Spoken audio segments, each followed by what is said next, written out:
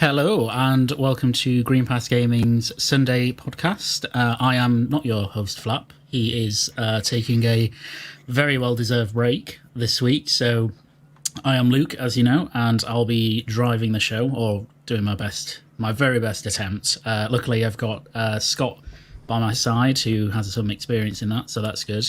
You'll also note that Puxley isn't here either. Sadly, he's had some issues getting back home from the airport, so he may be joining in a bit, he may not, but we're just going to drive it forward. We've got a great panel anyway with a bunch of great topics. So to just go over the topics briefly, so we're going to be talking about EA Play, so their event that they held on Thursday. Totaled about 40 minutes, and there weren't a huge amount of big things there, but some really interesting stuff, I think. We'll also be looking kind of retrospectively back, we're over halfway in 2021, so we'll be having a look at what we think our game of the year is so far, and then going forward, what we think it might be for the rest of the year, or at least the game we're most anticipating. We'll be briefly talking about Netflix's potential or probable foray into gaming. So they were talking earlier in the week about getting into the market and how that kind of will interact with their existing subscriber base. And then if we've got time, we'll also again be talking about XDefiant, so the new Tom Clancy Ubisoft game that was revealed earlier in the week as well. So some really interesting stuff. But before any of that, we've got, as I say, a great panel. So I'll go around in order. Scott, welcome to the show. Thank you for driving all the technical stuff while I just babble on for 2 hours. That's much appreciated. How are you, and what have you been up to this week? Yeah, I'm good. Thank you very much, Luke. I'll be doing the tech stuff in the background that Flap normally does. So I said the guys in the green room beforehand, I'll apologize for any technical hitches that occurred during the show. If you can hear us, can you please let us know in the chat so I know that we're actually live, audio's working. That'll be wonderful. It's quite an important bit. Yep. Yeah, it is. Otherwise, you're going to have to do all that again, Luke. So, I've been good, mate. Obviously, we've got the some Death Store footage up here at the moment. So that's been the main thing I've been playing this week outside of a few multiplayer games. I'm probably around 3/4 of the way through now. I'm a little bit further on from this footage. Admittedly, there's a lot of dying in this footage, so I do apologize for any poor gameplay. This is actually my second attempt. The first attempt, I died that many times in the first 5 minutes. I thought, I'm going to have to start that again. So, but yeah, other than that, mate, I'm good, mate. I'm looking forward to the show. Awesome. Yeah, there's always a kind of weird inward pressure when you're recording footage for something that you like play it perfectly. Do you know what I mean? Like, I can only imagine what like E3 like demo prep is, having to like repeat the same thing like to get it perfect. I mean, and in this game as well, I've been playing it as well. It's fantastic, but it is, as I said to you earlier, it's deceptively difficult. Yeah, it really is. I was streaming it to Twitch to download the VOD. So I think, even though I had no one watching on Twitch, because I was streaming on Twitch, and I knew it was going to be used for footage. I think it did sort of pile out a little bit of pressure. But it's kind of one of those games where when you're in a rhythm, it's amazing. But then you can just hit like a wall and you'll die, or take 3-4 hits in about 20 seconds, and that's it. You're sort of gone. So, but loving the game so far. We'll probably touch on that in a bit. I always find it's always the way, like I'm always nailing the game. Excuse me, Bob. Always nailing the game, winning big time. Right, I'm going to record something now. I'm doing well. Press record. Fail. Brilliant. Waste of half an hour recording. You know what I mean? It's one of those ones. To be fair, the boss that's coming up on here, I did get in 2 attempts, which I was pretty happy at. So nice. To be fair, I should have had it in 1, but it took me far too long to figure out one of the little quirks of this particular boss. So Yeah, no, it's a fantastic game, but it is difficult. But yeah, awesome. And Mav, Fun Speculation, fantastic for you to be here. How are you? What have you been up to? Doing great, guys. It's cool to be here talking to Green Pass Gaming again. It's been a while. I miss Pucks and Flap today, but you guys are being led by 2 awesome people here with Luke and Scott. So, and as well as being here with Indy, it's awesome because Indy's a great guy. But yeah, man, just been just been playing games, been working a lot. Like I said before the show, like our business is finally starting to normalize a little bit, right? So now I'm getting adjusted to having this YouTube life and actually having almost a normal work life as well. So that's kind of interesting. But yeah, man, I tried Death's Door. I actually like the game a lot. It feels really satisfying. It's just like they nailed the controls, the aesthetic, the kind of like either Metroid / Souls like gameplay mechanics with like, you know, unlocking shortcuts and in the pathways and all that. The boss fight's hard. I haven't played as much as you guys yet because I've been playing some other stuff too. But I'm really excited to. This is one I'm going to finish for sure. It has lived up to my expectations. So, yeah. It's a really cool game, and as you say, it's kind of got this this real mishmash of genres, kind of Metroidvania, some Soul stuff in it. So even a little bit of roguelike. There's a tiny bit of that. It's definitely not roguelike, but it has those elements, and as you say, it's even though the combat's super simplistic, it's really satisfying. I think that's a big part of what keeps you going in it, you know. And there's all these extra layers that you discover, like the that you can hit back projectiles and stuff like that, which I think is really, really cool. Yeah, it took me far too long to realize you could do that a few times, if I'm being honest. So yeah, I kind of get like a little bit of Ori vibes from it as well. Not in the gameplay. Yeah, I guess in the gameplay, more in kind of like how it's tied. If you make an arse of it, you've made an arse of it. It's your fault. In the same way that Ori did, if that makes sense. And I certainly made an arse of it a few times in this video. But yeah, there's and I'm not someone who's played Souls games either. And I'm really enjoying it so far. So you're gonna need to correct that, Scott. Love it. Awesome. And Indy, brother, how are you doing? You've got a lot on your plate, a lot of indies. It's a ridiculous period for indies at the moment. So what have you been playing, and just how are you? I'm good, thanks, my friend. As many might not know, but we talk a lot in the old DMs, me and you, and we both love our indies. So we've been chatting a lot about that. Lots of indies on the plate. I've been playing Death's Door. Firstly, I want to quickly say thank you so much for having me back on the show, because I absolutely love being on Green Pass Gaming with you guys. You know, you are the best in my opinion. Probably my favourite show out there. So love to be on here with you guys. You're the absolute great friends, so thank you very much.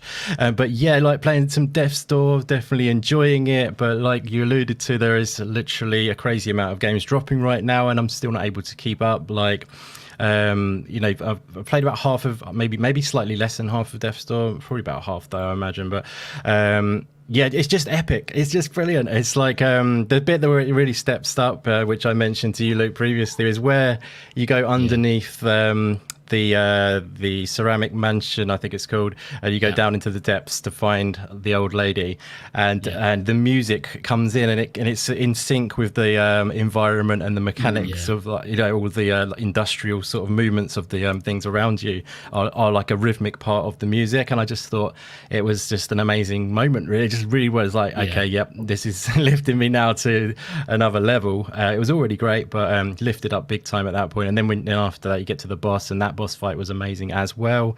I really love it. It's like Mav said, the word I describe this game, probably if I had to say one word, is satisfying. It's very satisfying to play, very tight, and there are some little Metroidvania elements in there as well, which is pretty cool, which is quite nice and satisfying. Once again, I love satisfaction is a big thing in Metroidvanias, where you open up an area, then you're sort of like, all these gates are locked over, but then you come back around and you use a special mechanic to open up that area.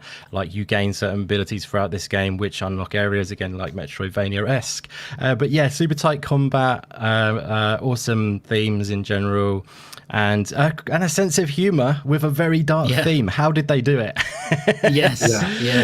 What a balance, you know what I mean? It's like very dark in a lot of ways. It could have gone very dark with this game, but they managed to get that sense of humor in there as well. Very witty writing, and a package what is basically all round awesome, but I haven't even finished it yet, so I will report in full when we have finished it. So yeah, hope that is sorry, I didn't go on too long about Death's Door there, but no, there's always time for Death's Door. It's fantastic. Yeah. But yeah, it is actually, I know what you mean, it's got this kind of really dark theme, but also especially on the ceramic mansion area, and then when you go to underneath and the boss fight, and I won't spoil it, but it is really funny. And the bits that happen kind of just after that area. Yes. It's got a really distinct British sense of humor as well. It kind of reminds me. There's a lot of kind of Monty Python-esque things that happen again without spoiling it. So Acid Nova from Manchester, aren't they as well? So they are British. So it's a fantastic game. I really would recommend to everyone to check it out in chat. Definitely. Because it's quite a, I think it's probably 8 to 10 hours. It's like $16 to $20 etc. So it's quality. It's really good. Awesome. It is. Music's amazing.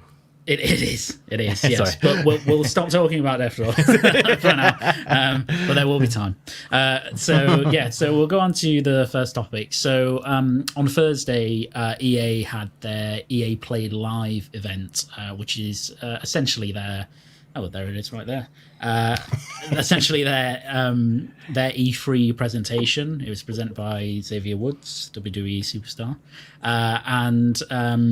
It was quite. I thought it was quite interesting, and I think it was probably better than I expected it was going to be. Even taking out the kind of one big announcement, and we'll come on to that that they had at the end. I felt the presentation was really good. I think Xavier Woods helped with that. I think he really nailed it, and the way they kind of had the interplay of the screens and all of that sort of stuff, I thought was quite well done. So I guess I'll run through briefly what was announced. So they announced Grid Legends, which is a new entry in Codemasters series. So it's kind of has a big single player story element. They gave a bit of a closer look at Lost in Random, which is one of their EA originals, so they're kind of indie partnership titles, which is this kind of Tim Burton-esque action-adventure game. It looks fantastic, really clever and really different. They announced Battlefield Portal, which is one of the free game modes for Battlefield 2042, which actually really took me by surprise. I thought that looked just really cool. Essentially allowing you to mash up, maps and modes and factions from previous Battlefield games, but it's all remade in the newest Frostbite engine. And then, of course, right at the end, the bit that I certainly was the most excited for, the kind of announcement of a reboot of Dead Space made by EA Motive in Frostbite exclusively for next gen, or now current gen. So I thought it was pretty solid, but I'm interested to hear what other people have to say. And maybe Indy, we'll start with you first. I suspect I know the bit you were really excited for. I think you probably do actually. Yeah, you probably do. So go on. Well, there's two, but I think one of them. Maybe this is the only time I'll ever see you more excited for a AAA than an indie. So what I mean, I don't know if you managed to catch the whole thing live, or if you watched it back, or just caught the bits you really wanted to see. But what did you make of it, and what was the big thing that came out of it for you? All the big things. Yeah, I have to admit I didn't watch it live. It was kind of like prioritization of things like, am I going to be able to catch this, and also time obviously just in my normal life, but like EA Play was kind of like not really on my radar to be like, oh yeah, I've got to catch that one, you know what I mean, rearrange my whole life and make sure I catch that one, like maybe an Annapurna showcase which is coming out soon, which I will definitely be catching. Shout out to our live reaction show. Sorry guys. But yeah, no, EA, they've been a bit iffy for me like for a while, and many people, but this seemed a lot better. They had also another show which they did recently, I don't know if you caught that, but that was basically all about the EA originals. Did you see that one? I did see that. Yeah. So that was kind of like basically led on to this. A lot of people were like, where's Dead Space at that one? And it's obviously just basically a focus on EA Originals. It's all about indie games, and you had the usual people going, oh no, where's the AAAs? Obviously they didn't get the memo. But yeah, no, like you say, excited for Dead Space, because Dead Space 1 and 2 were definitely two of my favorite games of the 360 generation. Super excited to see it coming back. I actually can't believe it, to be quite honest. I thought it was one of those rumors which is just not going to happen, It's was a shame that they got left to the wayside. Visceral, wasn't it, who made that? I don't know if you know, is there anyone working in this team now that were from Visceral, or do you know what the setup is, this new development team? Or no, I don't think there is. I mean, there may be some kind of mid-level workers working on it that were at Visceral, but I know it's all motive led. Right. And I know that I know at least the heads, because I think IGN did some interview with the heads. They weren't at Visceral, but they specifically came to Motive because of Dead Space, because they knew that that's what the project was, and they were huge fans. Yeah. So awesome, I don't know if Scott, Mav, any Visceral people on the team, do you know? I can't say I'm aware, mate, if I'm being completely honest. That's like a Visceral, ex-Visceral guys are the ones making Callisto Protocol. Glenn Schofield, who is the head of Visceral, essentially, the creator of Dead Space, he is heading up the Callisto Protocol. I would imagine he would have brought some other people that would have been interested, from the old team as well. So, but you know what, like, there's a lot of people that love Dead Space, so wouldn't surprise me if somebody heard about this, or they started talking to their buddies and just got a few of the original people, but I don't think there's anything in the news about it.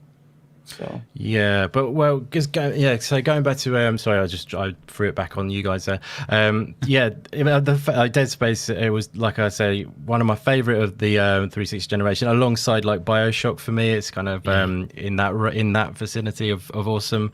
But I'm not really a horror guy either. It's kind of one of those games which I think can transcend the genre a bit and bring in people who aren't necessarily only horror people. I think I've heard other people say that they're not usually into horror. I think Lady Foxfire might have said that she's not usually into horror games, but played Dead Space and loved it. But yeah, I think it's just an amazing game. I love the way that the whole user interface and everything, the heads up display or whatever, is all on the suit and everything, and there's no kind of like hard otherwise. I think it's an awesome game, really. I'm just looking forward to seeing what they do with that. Also, Lost in Random would be another one which is a fantastic one for me. That was again shown at the previous event, so with the developer talking at that one. That was definitely interesting, because it was all the, like I say, EA Originals guys, the developers of those games, chatting basically in quite an informal way. And the guy obviously of who does A Way Out, I forget his name now. Joseph Fares. Thank you very much. For some reason that word disappeared. He was there being his usual controversial self, but also his charming and fun self as well, at the same time. But he was always like throwing the objective argument to other developers while they were chatting. It was interesting. They've got a good little team, actually, a good little lineup of devs, and they're doing a good thing with EA Originals. I've been saying that for a long time. EA have been bad, but they do good stuff with EA Originals. It does make me question whether they are actually indie games or not. I think they like to refer to them as indie games still, but then Joseph was like, we are not really an indie anymore, like, as part of that interview. So I mean, I think maybe previously he would have maybe been more indie with A Way Out, but now obviously they've grown quite a bit and stuff. But they still maintain that freedom to make the game they want to make, and that's interesting and really cool. I think EA are definitely getting back some of their reputation lately, it seems, which is good, really, really good. I think Ubisoft are more the naughty boys of the industry lately. You know what I mean? Yeah. They've gone into that territory. They've swapped around a bit. EA doing good things. Definitely excited to see a bit of Grid in there as well, because I do love my racing games too. I'll be keen to check out that one as well, because it looks interesting. And if it's kind of got a story mode in the game, I think that's cool, because sometimes racing games they do lack that kind of like story element where it just keeps you hooked in. Like, for example, Dirt, the new Dirt game in Game Pass at the moment. It's an awesome game. It's fun, but there's no real kind of like incentive to keep going through it. And all you're doing is racing after racing after racing. It's nice to have a story element in there. But yeah, that, I mean, I've talked quite a while for that. I did think, you know, not a bad little showing. They're doing good things. Dead Space obviously blows up the world, and that is a fantastic announcement. Yeah, definitely. No, I agree. I think you know, a couple of years ago, especially, they were, as you say, they were the naughty boys. They were the bad boys of the industry. Like they weren't putting out really good stuff, apart from very occasionally. And it seems now, I saw on, you know, if you think about what they've got coming, I guess this generation, when you think about, you know, a new Dragon Age, new Mass Effect, Dead Space remake, you know, EA original slate. It's actually really good compared to a lot of publishers. Yeah. I'm sure you'll get, you know, a sequel to Jedi Fallen Order, whatever Respawn are working on as well in terms of additional stuff. So the variety is the great thing. When you compare it to Ubisoft, they're cookie cutter from each franchise to each franchise. You know what I mean? But then these guys EA are offering variety within their portfolio, which is fantastic. Yeah, and I think they've, you know, there's been a lot said behind the scenes as well that, you know, that they've started to recognise that single player games especially can have success, and they can broaden what they do to, you know, not everything has to be a games as a service. Whereas I think Ubisoft, you know, it's just unless it's a games as a service, they don't really seem that interested in, apart from rare occasions like Mario Rabbids or something like that, which is, you know, its own kind of weird thing. So yeah, I think that you know, EA, they're still not brilliant, and the, you know, proof's in the pudding, but they're doing a lot better. And I think this presentation was a good start, and obviously Dead Space being a huge one. Mav, on speculation, what did you think? Are you hyped for Dead Space as well? Was it something that you played back in the day, and are you excited for the reboot? I am excited for it, but it's not because I played it back in the day. It's because it is one of those elusive franchises that for some reason I just never played. Right? It's like I think everybody has like one of those like games or franchises you just kind of like, man, why did I not take the time to get into that? You know, and that's one of them for me. I just never really got into it. Now, when everybody's talking about, like the greatest memories of playing games back in the 360 PS3 era and favorite games of all time, Dead Space comes up a lot, you know, and it's like, man, I wish I would have gotten to it. But then going back and playing them now is not really getting that same experience, right? So what these remakes really do a lot to kind of bring in players and kind of reinvigorate the hype for a franchise. So I really appreciate when they do that, because there's too many dormant IPs out there, right? Yeah, there's too many IPs out there that could be brought back, but they just let sit. This one, I guess, supposedly the studio head was really passionate about bringing this game back for years, and that's kind of why it got made. So I'm happy to see that as well. So, but yeah, I'm excited to play Dead Space really for the first time, you know, and really get to have a lot of fun with that.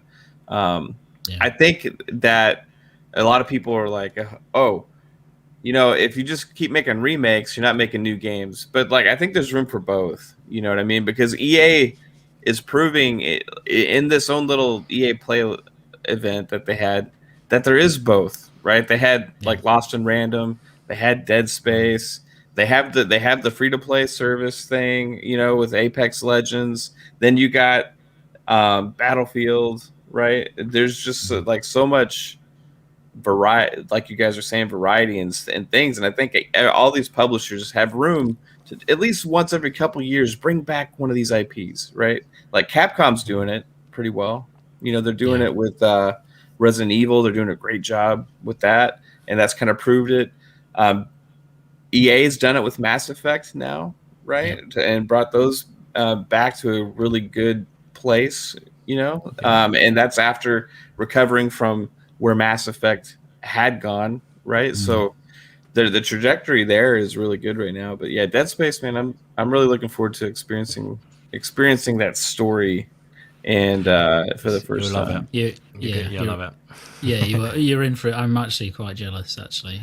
Because to be able to kind of drop in at the reboot, which, you know, will look amazing, but will still retain the story and all the gameplay elements of the original is that makes me a bit depressed that you get to experience it for the first time. Because it's need one of it's those such a things from Men in Black, clear your memory. Yeah, that would be useful. If I could, I would. I totally would for the new one. But I mean, I agreed that I think they the variety that they have and that they showed off in this presentation was pretty impressive. And as I say, it's even more impressive, I think, when you look beside some other publishers, who are not kind of there at the the moment. We can talk about that later if we get a chance to talk about XDefiant. I'm sure we will. I'm sure we will. We'll have some words on that. Scott, what were your highlights? I suspect at least one of them was Battlefield, right? But anything else? I know you're someone who didn't play Dead Space originally. Yeah, 360. So I'm in the same boat as Mav. Actually, I've not played them. I have very recently downloaded them because I think it was you, like you said, look, Scott, you need to play these games. So I've downloaded all three, added them to the backlog. So my first question to you guys is it still worth playing? Should I hold off? Do you think, as people who've played the original games and obviously loved them, do you think it's worthwhile still going through them and then get into the remaster when it releases, or do you think remaster would be a nice fresh place to start? I think it's quite hard. Are the other back compat versions, have they been enhanced at all for? I'm not too sure. X or not? I don't think so. They may have had an FPS boost, possibly, because didn't few EA games get FPS boost? Yeah, I don't think these ones got it. Did they not? Okay. I think, they still hold up pretty well. Certainly 2 does. The original, it does, but it's quite difficult. I think if you were on PC and you were downloading them and you could run them kind of 4K and 60, but I definitely recommend it then. But I think if it's just going to be effectively a 360 version, you're probably better waiting and experiencing it fresh. It was just 2022 though, wasn't it? Just next year, was it? They didn't announce any date. Did they not put a date on it? No date at all. So you'd kind of expect it maybe to be next year, but I don't probably know. 22 or 23, isn't it? I think definitely 22 or 23. They kind of rumbled that they were somewhat early in development, but also they had a significant amount done already, I think, in terms of engine, etc., and getting kind of the mechanics in. So it'd be interesting to see where they are, but the sooner the better. But equally, I don't want them to fluff this up, because it would ruin the series forever if they did. It's kind of a last chance for the series, because this is probably a test, isn't it? That's probably what's for sure. It's a test of if someone wants another Dead Space, a real sequel. If you see what I mean, would you say that if this does well, they could make another one? Oh, definitely, absolutely. I think probably in the same way, and I know that Mass Effect had already been announced, but I think the Legendary Edition was in of itself a bit of a test to make sure, are people really still interested in these games and the way that they work? And for this even more, because Dead Space was not, by EA standards, a commercial success. So I think it's quite important that this does well. But I think they've probably just looked at people like Capcom and gone, well, look at Resident Evil Remake 2 and 3, and look at how successful certainly 2 was. So there's room for that kind of thing in the market. Yeah, this is why I like this kind of stuff too, though, man. Because we always ask for, hey, bring back Crimson Skies, bring back Mecha Soul, bring back, there's like so many IPs from all these different publishers that we're asking for, right? And then if they actually take the time, like EA is doing it, to give us one every once in a while, and if it's a good game, but it doesn't sell and nobody plays it, then we stop asking for it, because that was our fault, right? So give it to us, let us see if we can love this franchise again, and that's what they're doing. I mean, they did it with Mirror's Edge, kind of a failure, right? Now nobody's asking for the next Mirror's Edge, right? That's kind of dead. It's like that's dead. But we were asking for Mass Effect, that was a success, right? Capcom fans were asking for Resident Evil as a success. I think this is going to be a success as well. So I just love. They also did it with Command and Conquer. They did a remastered version for PC. I really want that on console, but as far as trying to keep it alive, at least with a love letter to fans, that's kind of what their MO is lately, is doing these kind of projects. And there's nothing really wrong with that, because they're still making the new games as well, right? So if you can do both, then hey, the more the merrier. They got lots of studios, right? So if you got lots of studios, every few years, give us one of these classic IPs and see if you can bring it back. And then if it gets the momentum, then you have something awesome to work on for years to come. And I think that's what their hope is with this. So, yeah, you've raised an interesting point there, though, Mav, because I think historically maybe EA have been rather risk adverse, and this previously wouldn't have been something that they may have taken a bit of a punt on, because as you rightly say there, people are asking for the game and they're saying, right, here it is. If it's, I guess, both commercially and critically successful, then we'll be in a position probably to maybe do another one after that, and they can continue the franchise. But that's a big risk to take. The games aren't cheap to develop, as everyone knows. So they are making, I think, some pretty big risks with some of these games. I think the EA Originals is something that quite rightly point out is something that is fantastic to see from a publisher the size of EA, and again is slightly risky. Not only that, though, it's great to see them spotlight them in these big events.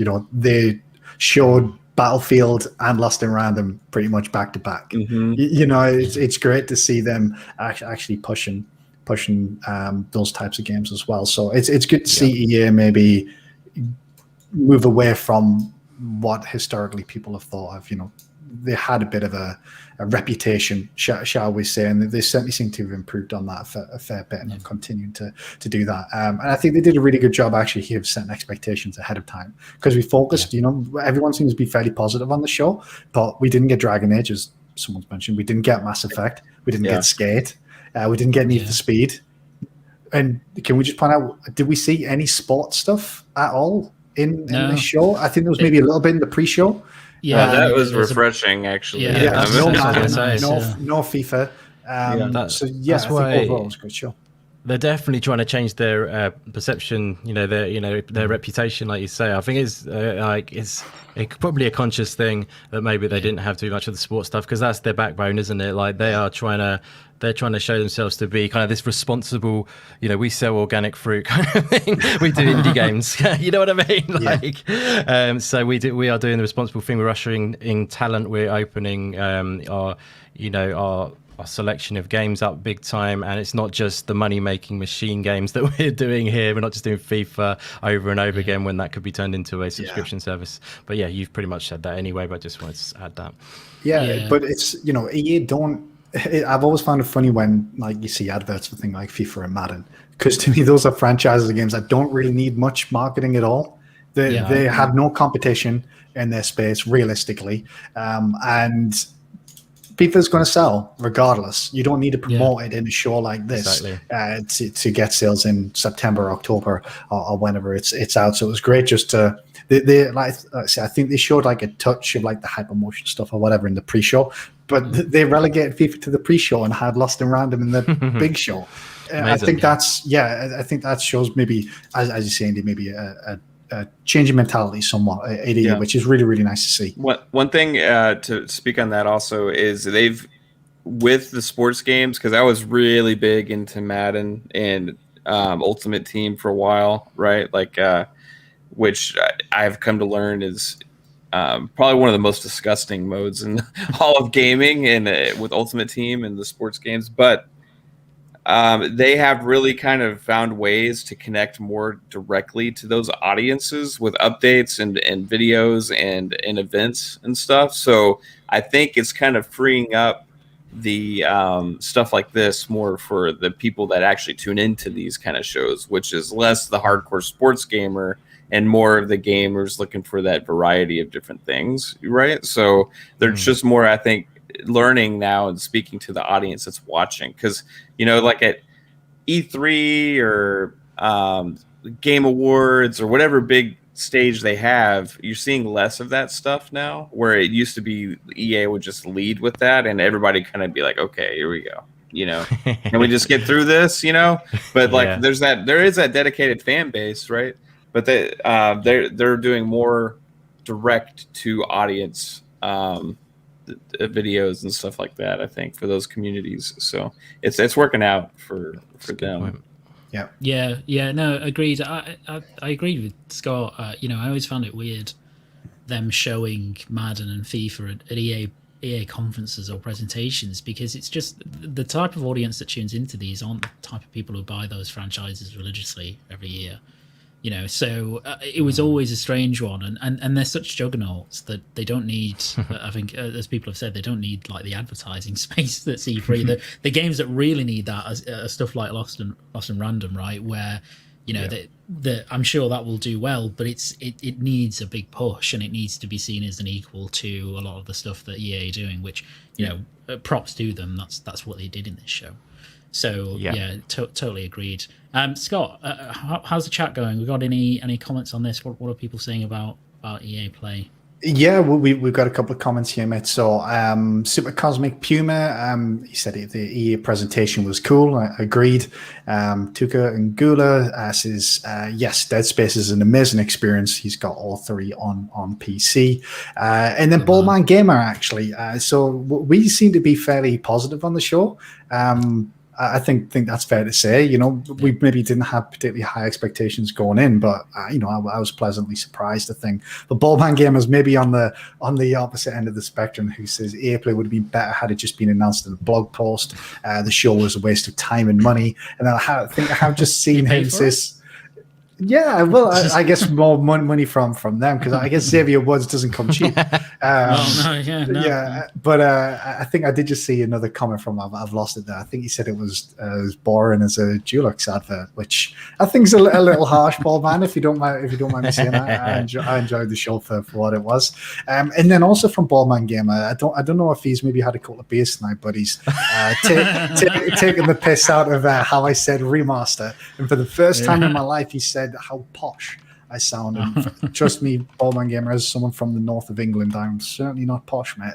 So remaster is how I would say it if that's posh. So yeah, the thing, but that's all the comments. You said it like a southerner, maybe that's what he means. You like remaster rather than remaster. Love it. Yeah. No, he's had a few Stellas as BM. Just go easy. It's don't even give him Peroni, just Stella. I think actually he might be a Foster's kind of guy.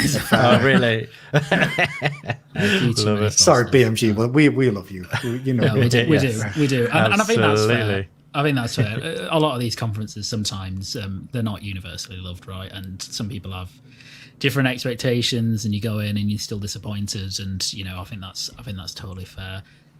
So I guess I might as well give a shout out actually to the chat.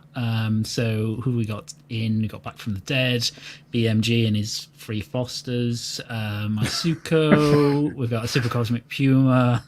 Who else? Pyromat. There's quite a few. Pong Soul, UK Dazarus, Judzilla's here. Welcome. There's more, but I'm not gonna go through them. Because it's too much scrolling, so I'll go on to the next topic. So this one's kind of a bit more of an open generalist one, but I think it's always quite interesting to look back kind of halfway through the year and think about what your favorite game is so far. What's your game of the year? And I think it's been a good year actually so far. There's been a lot of good games. Obviously the back end of the year is pretty stacked as well, so inevitably some of this might change, but I guess Mav, we'll start with you. So far, what's been your game of the year on any platform? It can be any type of game, and what's, I guess, the one title that is coming, or that you hope is coming in the second part of the year, that you think might be that your game of the year then, or that you're most anticipated?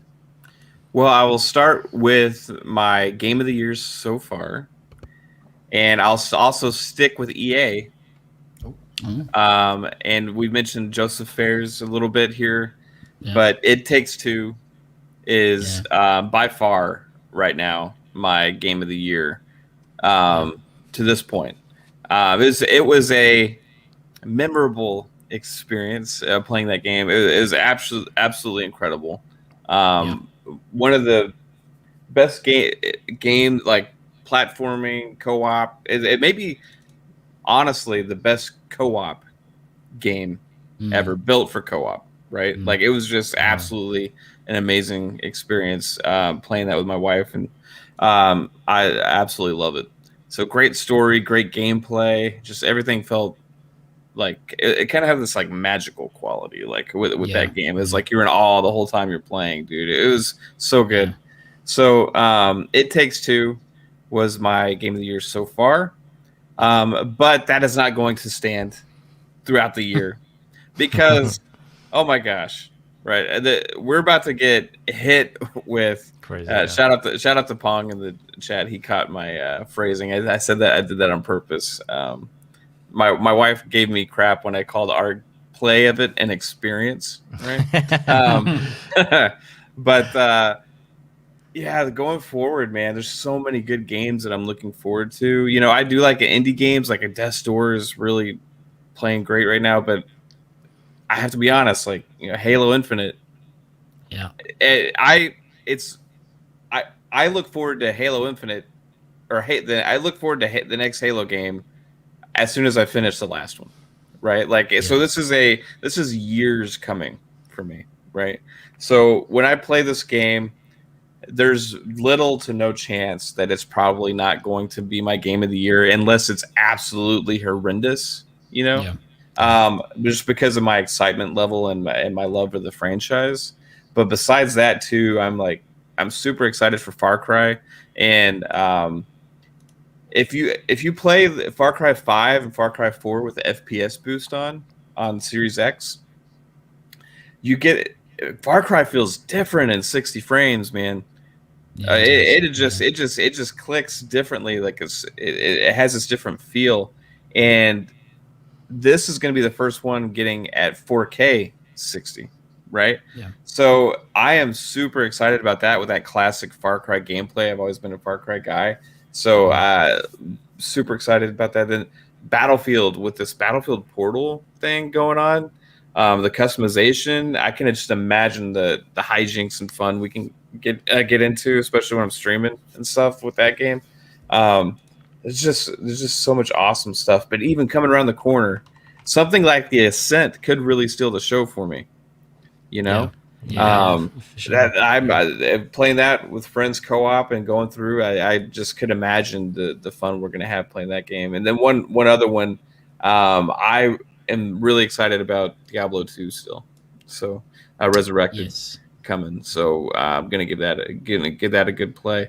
But man, we're about to be hit with this barrage that's not going to end through the year. And then if you think about what 2022's got, it's just like not going to stop at all. Like we're at the what I like to call right now. We're on this like, you know how a roller coaster kind of chugs on the way up. You know, like chicka chicka chicka chicka chicka. Right, we're getting to that. We're getting to that apex. Right, we're getting to that apex of the roller coaster. And we're about to go down screaming and through this ride of our lifetime over the next few years. And I am extremely excited about that. We'll call the roller coaster the Golden Age coaster. And it's the Golden Age gaming coming in. Yeah, but Halo Infinite definitely for the end of the year. But to this point now, definitely It Takes Two. Yeah. Yeah, no, it's not mine, but I did play it, finish it with my partner, and for a while it was my game of the year because it is it's a fantastic game, and I think that the magic about that is how often the mechanics are changed. Like, there's never an element that overstays its welcome. It's really impressive that you go from like, you know, straight platforming, then there's like a fighting mechanic in it and all these mini games, and then there's, you know, all these different kinds of things that just happen all the time as you're experiencing that game. And it's so memorable for that, you know, and the story is really nice and sweet, but I think it's just pure fun, right? It's pure enjoyment, that game, and I don't disagree with that at all, because I think it's a fantastic game. And then Halo Infinite looks incredible. That I think I'm hoping that 343 will finally nail both campaign and multiplayer at the same time, and give us a quote unquote classic Halo. Yeah, I'm waiting for that magic email from them for the flighting. Next weekend. Just hit refresh. Yeah, man. I'm a little jealous of some people that have gotten invites for that already, but we'll see. Yeah, hopefully. Indie, what about you? You are obviously focused on the indie games, clearly. But it's in the name. It's in the name. I would be surprised if you turned around and said, Madden 2022 is your most anticipated. Can't resist it. And this year, of all years, is an incredible one for indie games. I mean, if you look at the slate of titles that are supposed to come out this year, just as we were discussing, the next few weeks in particular, and then further on into the year, there's some amazing experiences coming. But what's been your game of the year so far? And if you could pick one, what do you think might overtake that in the next 6 months or so? To be honest, this question's so hard, because personally, I feel like if you'd asked me maybe 2 weeks' time, I would have one of mine in there easy. You know what I mean? Easy. I think there's time. We're in the eye of the storm of indie goodness. There is so much coming out right at this moment, which I've been really looking forward to, and it seems like they all decided to release in the same week, which is quite mad. It's a tough one, because sometimes I don't play games when they immediately hit as well. Sometimes I do play them when they come straight out. So something like Death's Door at the moment is very much on the radar, and I'm loving it. I definitely feel like that will be up there in my top picks of the year so far. But something I did play earlier this year, which I hope you don't mind me mentioning, even because it did drop at the end of last year, but I didn't get around to playing it immediately, and it's still sticking in my mind as something which is awesome, and that is Ghost Runner. So I just definitely feel like that deserves another mention, because it's like, I feel like it works well for a AAA fan, it works well for an indie fan. It kind of crosses the spectrum. If you love your visuals, like some indie games where you've got more pixel art visuals, and some AAA fans are like, I'm not going to play that. I want my better visuals. But Ghost Runner, man, there's no excuse. It looks like absolutely. Exactly. So I mean, Ghost Runner, though, just such a blast. Adrenaline rush every step of the way, as I have said many times now, but it's so true. It just really pushes you, and it's got some really cool mechanics and an amazing cyberpunk world, and so well done. That one's still sticking in my mind, but like I say, it's more, I'm really focused on kind of what's coming very soon, and actually literally now is crazy. Like Mav said, we've got The Ascent imminently dropping, which is going to blow so many people's minds, I think. I watched the documentary that the guys made of it, Neon Giant. I don't know if you guys checked that out, where they was talking about a few last details. It was super cool. Did you check it out, Scott? Yeah, I'm just excited as you for that game. July is going to be nuts, but especially the second half of July in particular, like a 2-week period is going to be nuts for these games. So it's crazy. I mean, Omno is coming out very soon. I've been super excited for that game. That's kind of a serene kind of experience, and like a low poly art style, but beautiful game, and that's going to be dropping into Game Pass as well on the same day as The Ascent. If you just as an example of the craziness of the releases, but there's obviously loads more they've just dropped. Ones that I'm looking forward to. I'm not sure if Silk Song is going to drop this year. I'm starting to lose hope for it for this year. Yeah, I agree. I think really, it feels like a 2022 game to me. 2024. Oh, don't do that. Don't do that, Matt. Why did we invite you? I don't know why you're here when you say things like that, Mav. I love it. Beautiful stuff. Yeah, I mean, it doesn't feel like it's happening this year, but it's all good. But you never know. They might just say it's out tomorrow, guys, one day. You know what I mean? Yeah. It's just the way they would just rock up and just the confidence.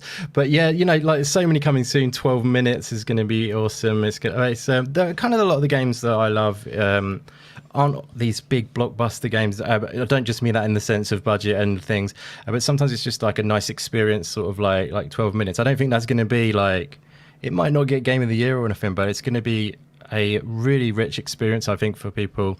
And I just think it's going to be a very fulfilling experience, I think. To use the experience word, I mean that in a positive way, as Mav used it in a different way a minute ago. But yeah, 12 minutes is on August, isn't it, as well? We've got Axiom Verge 2 coming up, and I've actually dived into Axiom Verge 1 recently. I don't know if you knew I hadn't played that already, Luke. But it's pretty shameful, that, to be honest. It's pretty shameful, isn't it? I'm doing a bit of confessions. Not liking the Outer Wilds is Well, yeah, the Outer Wilds discussion, that's going to be a big one on Thursday, I think. Those have been my first words. DLC dropping on Thursday, I do believe. Yes. If you've heard about that. Yes, but or not dropping, but the DLC info. Yes. But yeah, one big game I want to quickly shout out as one I'm looking forward to, which is supposedly still dropping this year, is Harold Halibut. It's like a stop motion style game. Just love the look of that game. Needs more people to check it out because it's just wonderful. The music and everything in it is beautifully done. The story, it's like they craft the models themselves and then scan them all in 360-degree photogrammetry style, and then animate them inside the game. And the worlds are built in that way as well, and it's just amazing, like detail and the depth that they've gone into to make it. It's really coming through well in the game. I love the story of they've gone. They've sort of crash landed on this planet or moon, which is a water-based one, I believe, and they've taken up this life there. I think they were trying to escape something back home. That's not entirely clear, but they've formed this new civilization essentially, which is intriguing. I just think it looks amazingly done. The voice acting and everything, story, it all seems to come really well together. There's the feeling of it. There is like BioShock vibes in the way they're sort of underwater as well, which is always a good thing. And yeah, obviously next month as well, another one to shout out just quickly, I'm really looking forward to, that could potentially go into the Game of the Year discussion, is Kena, Bridge of Spirits. Definitely really excited for that game. And there is literally so many more, but I will stop myself because the list is crazy. And for people, just finally, the one thing is, like, people looking that haven't played Hades yet, you're getting it in Game Pass next month. It's so awesome for people who haven't checked it out yet, because it's awesome. And I will maybe dive back in again. I mean, with Hades, it just doesn't really end, though, does it? It just goes on forever, really. So you can just enjoy, keep soaking it up, really. But I think I don't know if I'll go on Xbox and play, but I'll probably carry on the PC because of the progress, etc. But yeah, awesome stuff. There's so much stuff to look forward to. Yeah, definitely. And good shout out for Hades as well, because I think, for a lot of people that will be a 2021 game, because it'll be the first time they experience it. And and it's fantastic. There's a reason it won so many Game of the Year awards last year, even winning the BAFTA over stuff like The Last of Us Part 2. It's because it's incredible. It's absolutely incredible. Please go and play that game, because I think it will surprise people as well, because I think sometimes there are games that you anticipate and that you think, oh yeah, that'll definitely be my Game of the Year, and then there's something else that comes along and it just completely steals that away. And I think for a lot of people that might be something like Hades, because it's brilliant. Definitely. It never feels punishing, does it? The story always evolves on, and even when you may die. Great voice acting's fantastic. It's just awesome. Please it's the full package. It is the full package, just like you, Indy. Just like that team with Hades. They haven't made a bad game. Supergiant. No, they haven't. Everything they put out is spot on, and it seems like everything they put out gets better and then better. Better.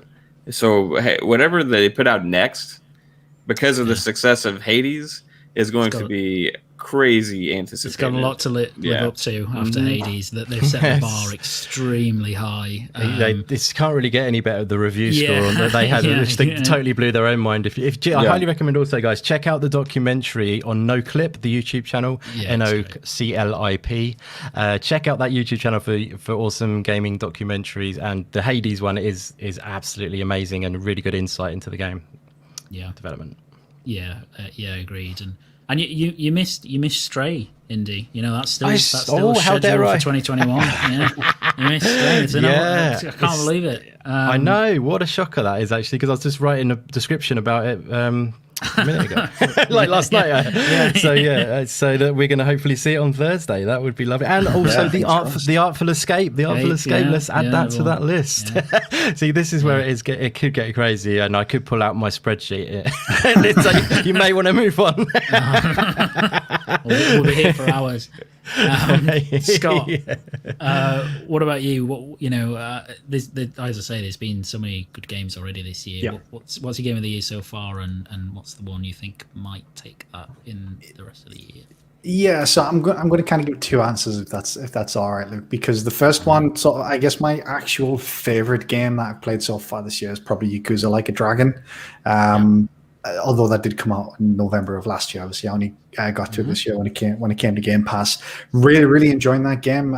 I'm someone who's always wanted to get into the Yakuza franchise, but the combat, the sort of the beat 'em up brawler style combat's never been something that's really clicked with us. And if the combat doesn't click with you, I appreciate obviously there's a fantastic story there. Probably it's not really enough to keep me in there, but having switched to the JRPG format that they have for Like a Dragon has really, really hooked me up. I've probably about 40 hours into that, and I'm literally at the final boss right now, but I actually dropped it to play what is probably my game of the year so far, which is what's on the screen right now, which is Death's Door. I'm not quite done with it just yet. I'm probably about 75% of the way through, but we obviously all kind of gushed over it at the beginning of the show, so I won't spend too much time talking about it, but a combination of fantastic gameplay, really tight responsive controls, and I think, Indy, you mentioned it at the beginning,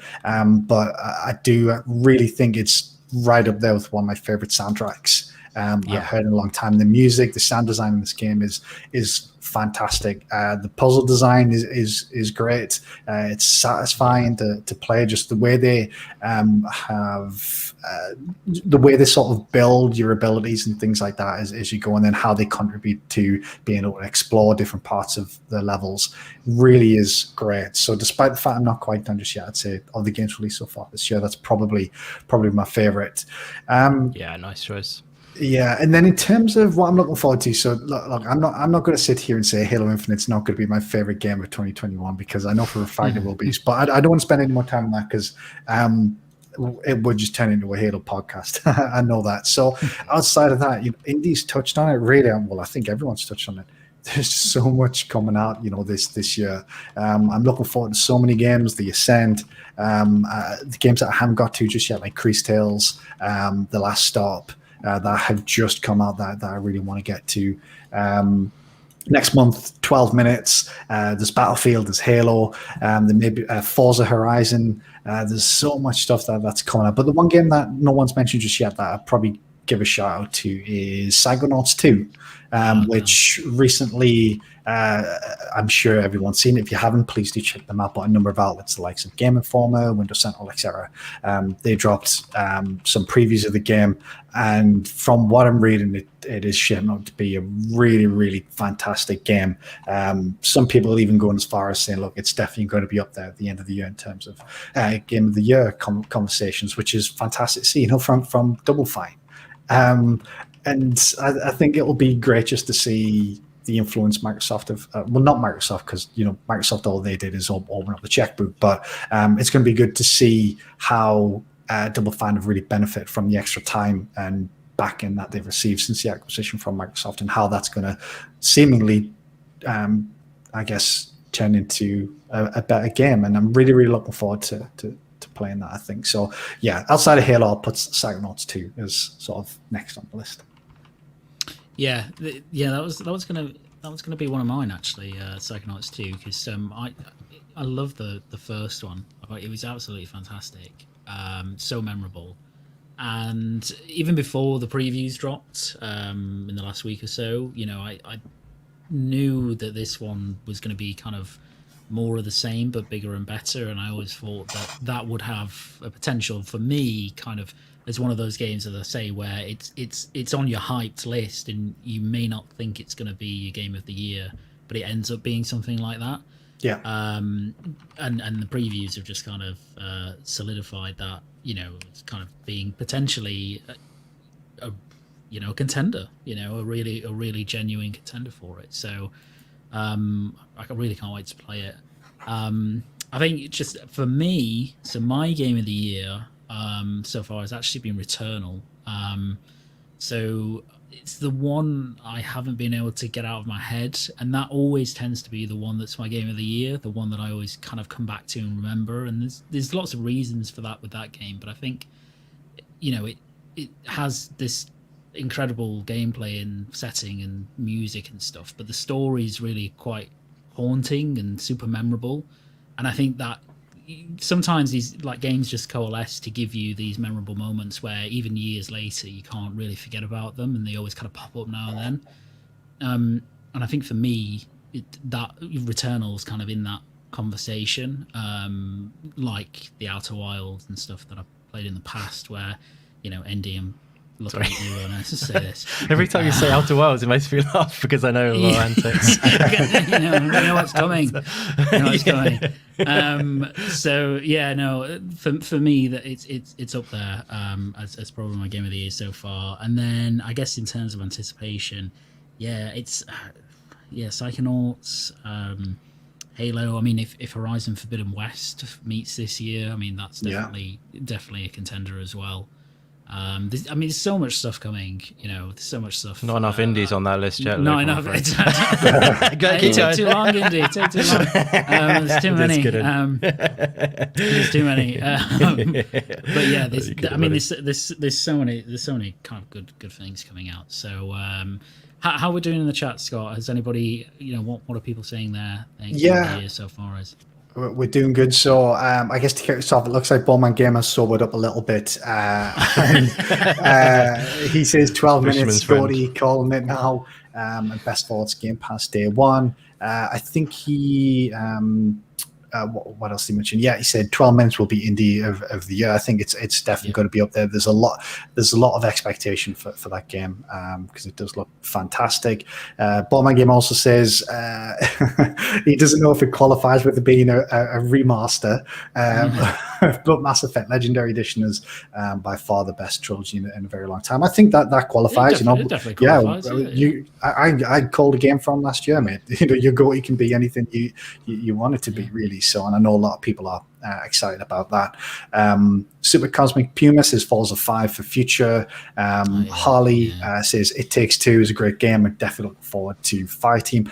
I think Fireteam is at the Alien Isolation game. Alien co-op game, It's Timmy says I'm looking forward to Battlefield 2042, Halo, Hades, Origami 2, The Ascent, Omno, and Flight Sim. Yeah, we haven't even talked about Flight Sim just yet, which I know obviously maybe won't be up there for a lot of people, but that's looking fantastic. That's out next week, I think. UK Dazra says Ghouls and Goblins Resurrection GOTY for me because I grew up with the franchise. Oh, that's cool. Nice. Cool choice. Yeah. And I think that's it for us for the chat, mate. Awesome. Yeah. No, it's always really interesting hearing kind of all the different experiences that people have had of the games of the last few months because there has been so much variation and stuff. And yeah, I mean, I think it's, as you said, Mav. It's kind of, I think the golden age of gaming is. We've kind of been here for the last couple of years. I feel like the quality of stuff that's coming out it's just been insane, and it shows absolutely no sign of slowing down at all, particularly this year. And then 2022 kicks off with Elden Ring in January, which is just totally bonkers. It's gonna be a great time. So awesome. Thank you for that topic. So we'll move on to the next one.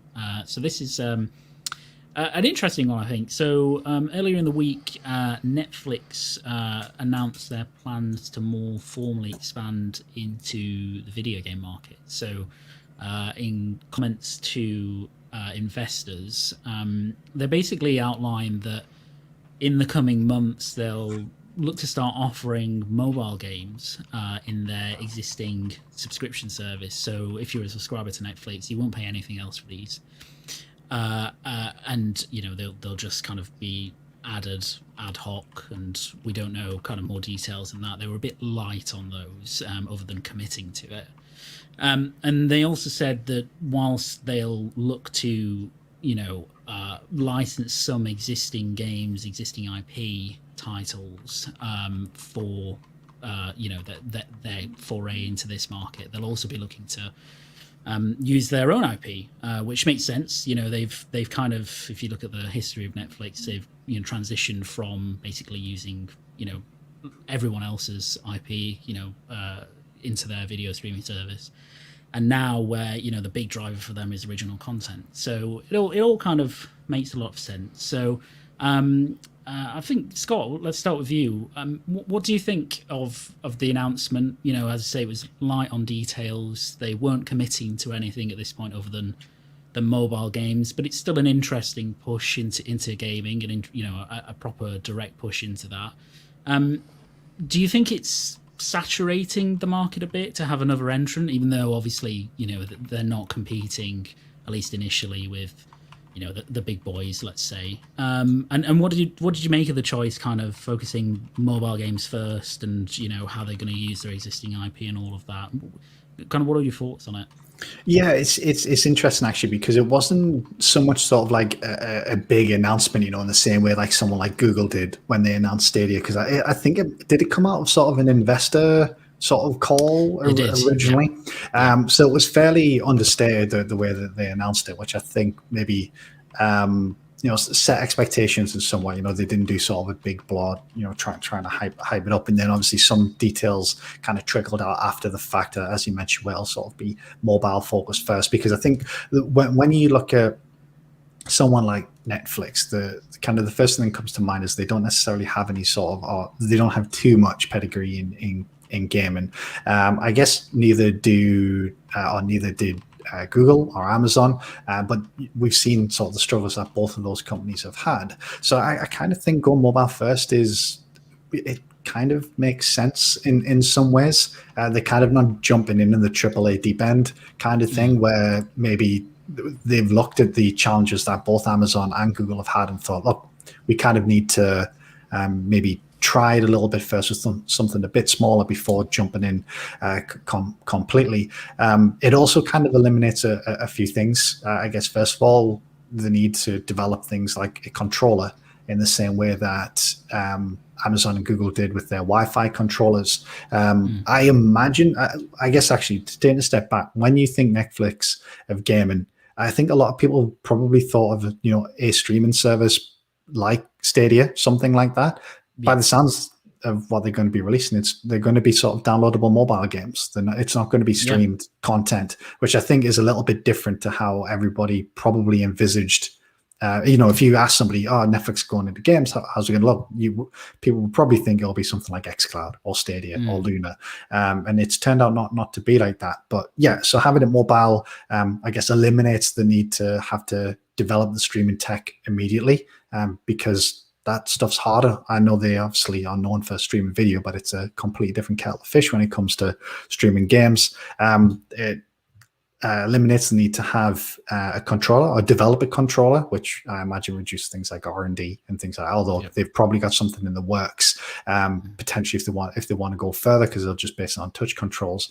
And the projects that they're likely to release are going to be smaller in scope and scale, which is going to reduce costs and reduce time to release as well. So I think it's kind of smart, because everybody, Netflix has got, I believe it's 125 million subscribers or something like that at the moment, who doesn't have a phone. So they've instantly got sort of 125 potentially million people who are going to be playing these games. And I think leveraging their existing IPs is something that's potentially smart as well. I do wonder if maybe the success of The Witcher show has contributed to this. It's probably obviously been in development for some time, but the time it is Netflix that does The Witcher, if I'm not mistaken when I'm saying that. Yeah, the show. Yeah.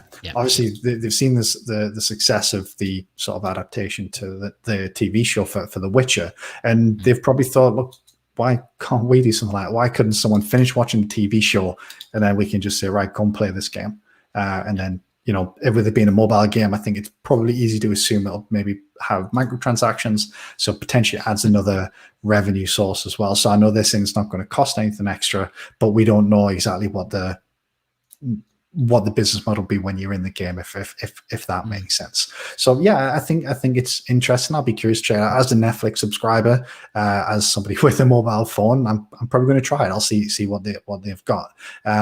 The challenge, I think, will be is when they decide maybe to take that one step further and maybe try to release streaming versions of maybe AAA games, or at least a game that requires a controller. That will be the real test. And until then, they're more competing with Apple Arcade more than anything else, I think, in my opinion. So it's going to be interesting to see how it pans out. Yeah, definitely. Yeah, I think I agree, actually, in that, you know, on the surface of it, it's not the move I think you would expect Netflix to make initially if they were getting into games. But the more you probe into it, the more it does kind of make sense, because I think they're playing it initially quite safe, right? I think on the call, they talked a lot about, you know, they wanted this kind of foray to be an extension of what they're doing in terms of their original content, so on Netflix. So the idea being, you know, you can kind of delve more deeply into characters or stories of one of their shows through a mobile game, for example. And you know, they've done stuff before. They did the Stranger Things game. I think they did 2 actually, which kind of classic 16-bit type things. Did Bandersnatch as well, didn't they? I believe that was Netflix. That was Netflix, yeah. And I think it makes sense for them to keep people invested in their shows, and it's probably quite important at the minute, actually, because I mean, if you look at, you know, the big hitters that they have in terms of you know, their upcoming content, stuff like Stranger Things, it's been a while, right? That, you know, they've had a kind of lull period, Netflix, of not a whole lot of their own content. They've kind of got this kind of stuck pipeline. So I think it makes sense that maybe in between seasons of different shows, or in between sequels to certain movies that they're doing, that they have these little mobile games that, you know, might be quite good and might be a way to keep people invested and you know, continuing to subscribe. Mav, I don't know what your thoughts are. Do you think it's a good move from Netflix? Do you think it's the right move? Did you expect more? And what do you think this lays a foundation for something a bit more involved in the future, be it in terms of their own bigger streaming service for games, or, you know, trying to develop or fund AAA games based on their IP? Yeah, so as far as where I think it's going to go, I don't know if it'll ever reach that point. I mean, it may. If it does, it'll be a very long time from now. But for how they're implementing it starting out, I think it has a lot of potential, right? Because you're basically giving access to games to a lot of people that are going to be scrolling through their app looking for a show on their mobile device, iPad, on their phone, whatever, you know, and they're going to see this gaming section now, right? And it's just like, hey, what's this? Hey, I'll try it. And if the games are designed around mobile controls and stuff, you know, I think it's got a lot of potential to do some cool things, especially when it comes to like licensed content from like third-party companies with like involving franchises and also their own. Like I could really, I think a Fear Street game could be really cool, right? You're trying to avoid the killer, right? It's just little fun things, and it's a way to draw in people that are fans of the franchises, to get them into gaming, right? And I think it's an avenue to create more gamers. So that has me excited, because there's a lot of people that never play games that use the app to watch shows, and they're going to be automatically in front of their face. Because like gaming on a phone or like an iPad now or whatever, you still got to go to another section. Like you got to go to the storefront, install something.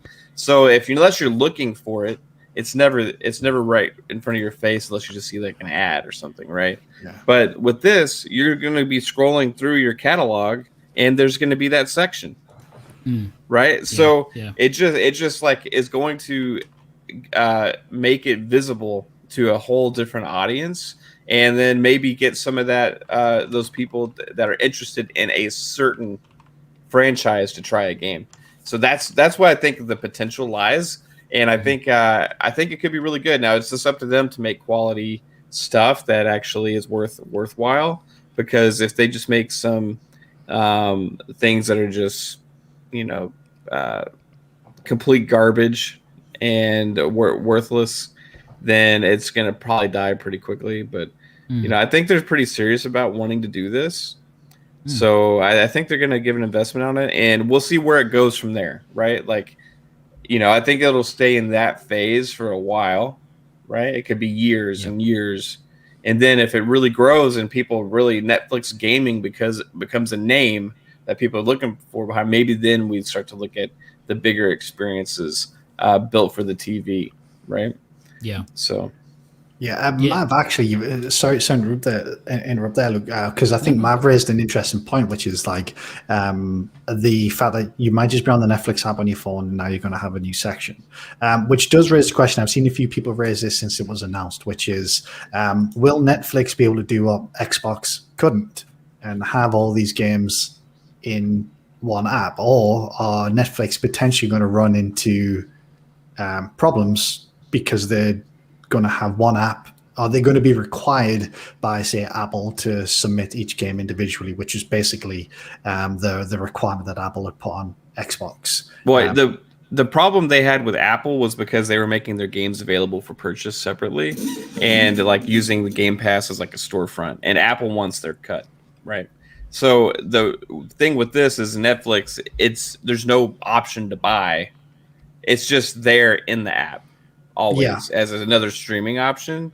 So I think there's not going to be necessarily that same kind of hurdle where Xbox had with them, because this is just another thing to stream as opposed to a purchasable thing. And I think it's all going to be original content.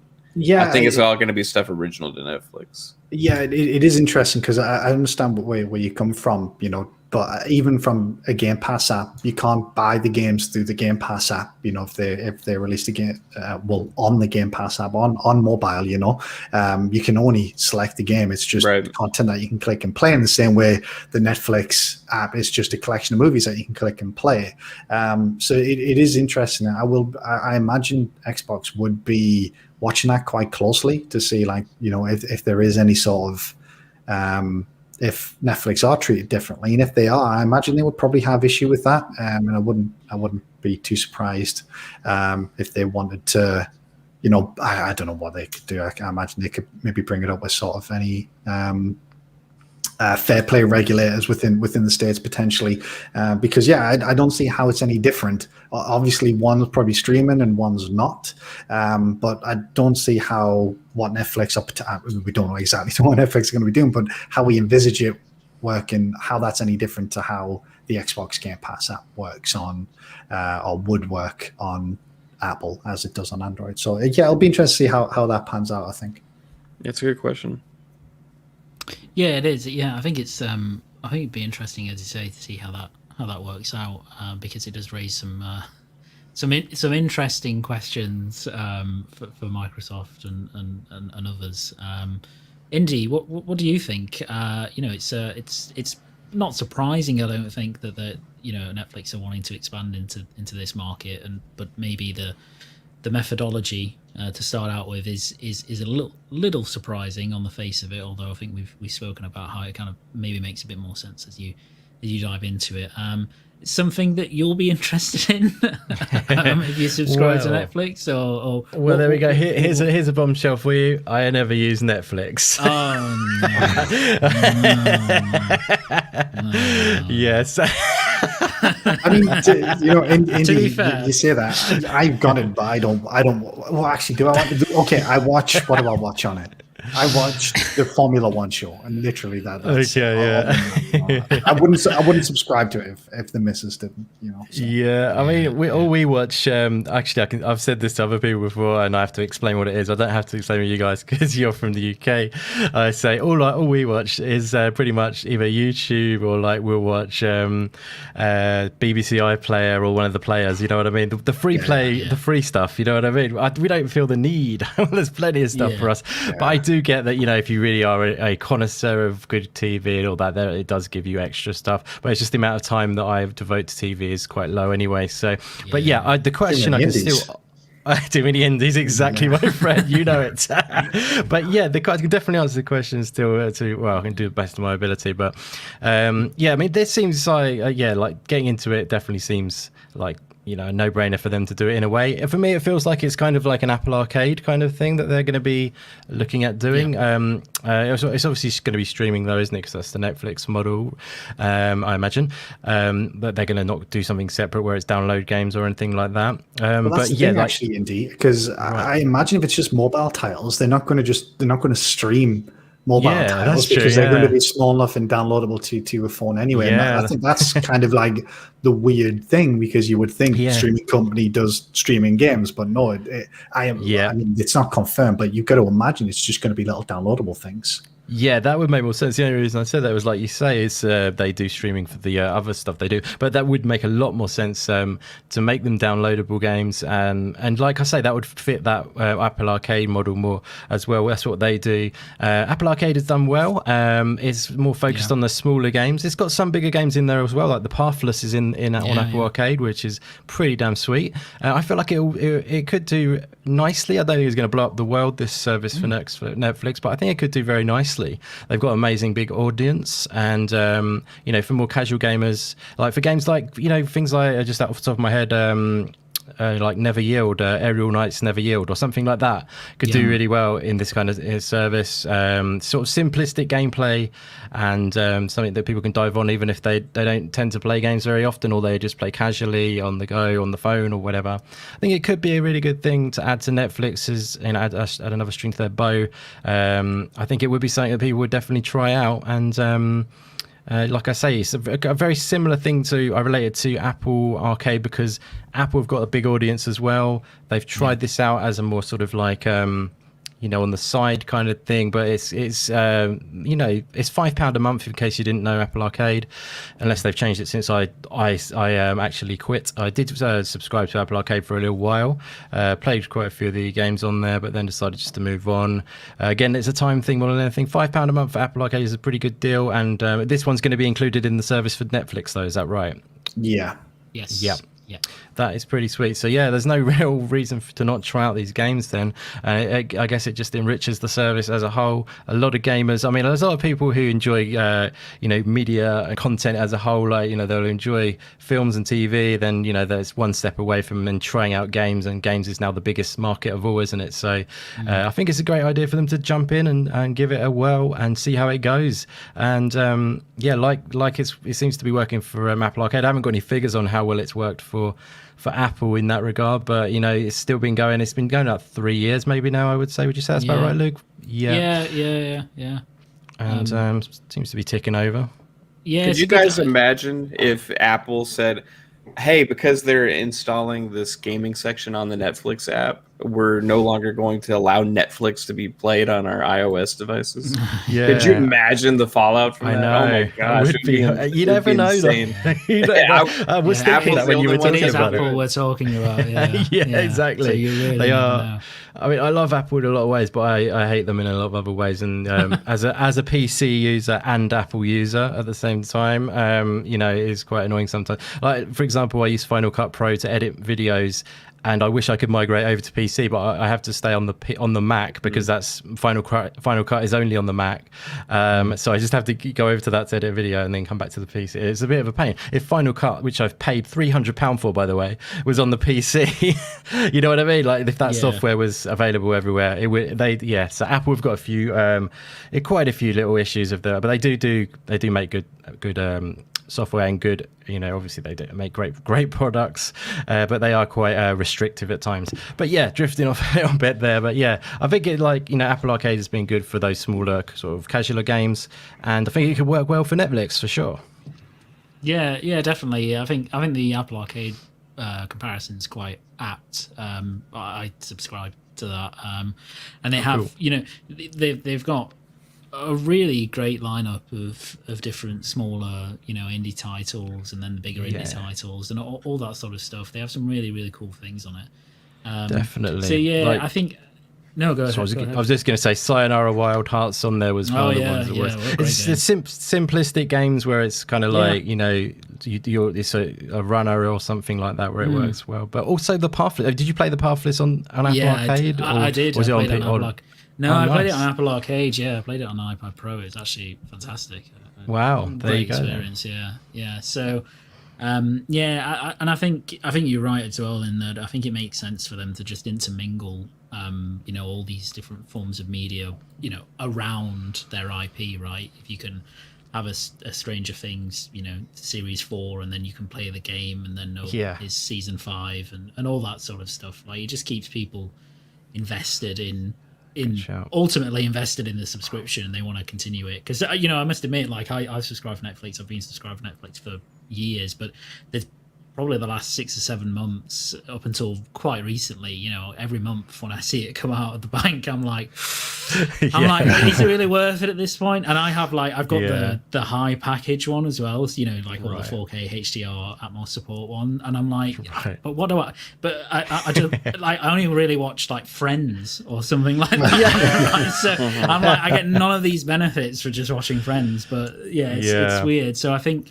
it'd be cool to have another reason to keep invested in it, albeit certainly for me, mobile games aren't exactly like a big seller of the service. I'm not going to be like, well, that's amazing, but I think it's cool. It's just another extra thing, isn't it? So check out Fear Street if you haven't. I've heard it's good, so I'll have to have a look. I can't think there's been anything that's released. Yeah, one example that came to mind when I thought of this, Luke, is something like you talk about obviously they want to try and keep people subscribed, particularly when a show ends or maybe more importantly between seasons. And if you look at something like Disney Plus, so I subscribe to Disney Plus for The Mandalorian. Watch The Mandalorian, unsubscribe straight away because there's nothing else on there that I haven't seen yet, or I'm not really interested in. None of the Marvel series. But not really. Not too interested. Obviously, the movies are on there, but I would have already seen those at the cinema or something. So, so something, But if there was a Mandalorian game that I could keep playing while I wait for the next season of Mandalorian, I might be half tempted to stay subscribed, possibly. So maybe that's what they're the type of thing that they're looking at. It keeps, it keeps people subscribed when maybe their favorite show ends. If maybe their other back catalogue of movies or TV shows, it doesn't interest them too much, Yeah. And I think as well, it's probably worth contextualizing this a bit. This is off the back of Netflix losing a fairly sizable amount of subscribers as well. So, I think they lost maybe a couple of million, which in the grand scheme of things isn't that much for Netflix, but it's kind of a trend for them at the moment. So I think it's just, as we've said, them trying to keep people around so that this doesn't happen, because they have had a big lull period of lack of content. And I think if they can, get someone into gaming that might not have been into it and just keep them in for another month, keep them waiting and ticking along, I think that was probably the intention. So, and we'll see where it goes. Maybe it'll result in bigger things, but it's an interesting step. But Scott, what the chat's saying about this? I can't imagine too many people are super hyped as a general matter. But I'm still interested to hear. Yeah, I think there was more hype for the KFC console than there was for Netflix. if I'm being honest, judging by a couple of the comments, mate. So no, but we did get a couple there. So Ballman Gamer says it seems the natural progression for Netflix is I bet they're watching what Game Pass are doing very closely. I think that's actually an interesting point because I guess the difference between games and TV shows, obviously you can watch TV shows multiple times, but once you're done with the TV shows, as I mentioned there, like with The Mandalorian, that's it, you're done. If you're not interested in anything else, there's no reason to stay subscribed. With the game, you can replay games, or more important, well, I guess what's more likely is the service games, the stuff to keep you playing, so they might look at something like what Game Pass is doing, and you look maybe just an example that comes to the top of my head is like Sea of Thieves. That's including the subscription, but they're constantly releasing new things for it, and you've got to stay subscribed if you want to keep playing it and playing the new content. Pyro Matt says Stranger Things 3, the video game, was a fun callback to the SNES era of games. I didn't actually play that myself. Super Cosmic Puma's got a couple of comments here. So first he says Netflix has the audience, as he said, and it's a big positive. He also says the massive advantage Microsoft has is that it owns the Azure servers, and the tech that runs it. Netflix is a tenant on all cloud services. I don't actually know who Netflix use for their cloud services, but as we've kind of discussed, if this is mobile, they're probably not going to need to use the cloud services for streaming. Obviously they'll just need it for download or bandwidth for the downloads rather than streams. So that's probably less of a concern, I would imagine, for them at this particular point. And then Indy, one for you, mate, from Dazzy Baby says Netflix have got Cobra Kai. Indy, say that again, sorry. Netflix have got Cobra Kai. Cobra Kai. Oh, he wants to be on Netflix for Cobra Kai, does he? I think so. I think that's what he's saying. Are you a fan of the Karate Kid? I'm a fan of the original. I haven't even watched the new series. I have to say. Honestly, right, I completely forgot that is That's on. So good, dude. Yeah, I forgot that was on Netflix. But Cobra Kai is one of my favorite TV shows I've watched in a long, long time. It's so good. Yeah, it's quite surprising that it has a success that it has.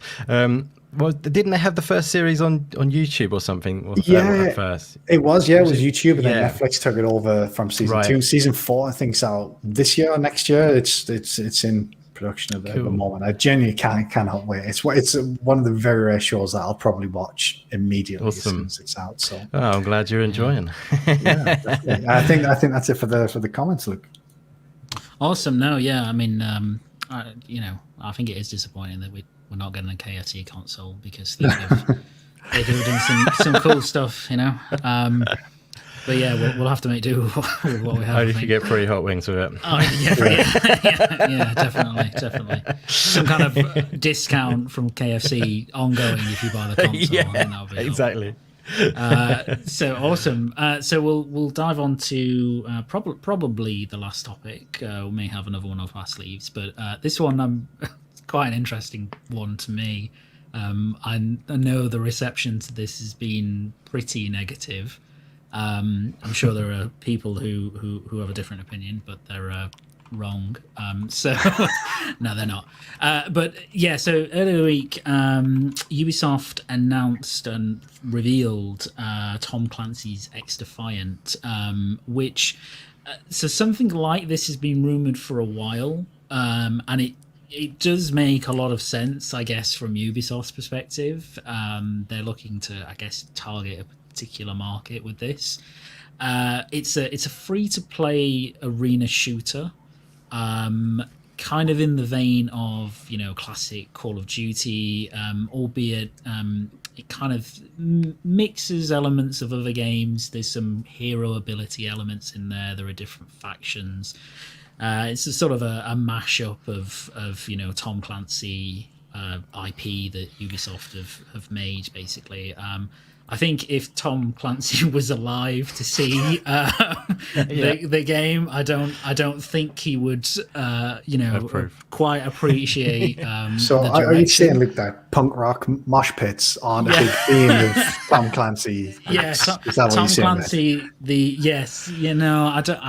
I don't think he'd be feeling it, Scott. To be honest, at this point, why are they still using Tom Clancy? Yeah, it's a bit weird. It's a bit weird. They could have just. I get why they're using it for the it's a brand recognition, right?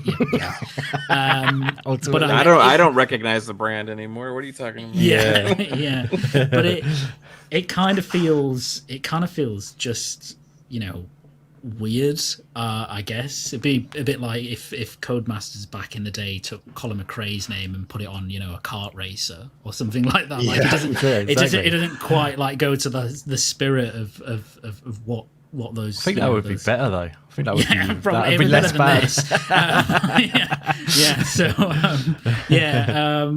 It's an interesting one. Indy, I'll start with you. I know this probably wouldn't even be up your street anyway, even if it wasn't Ubisoft and it was something else. But what did you think of it?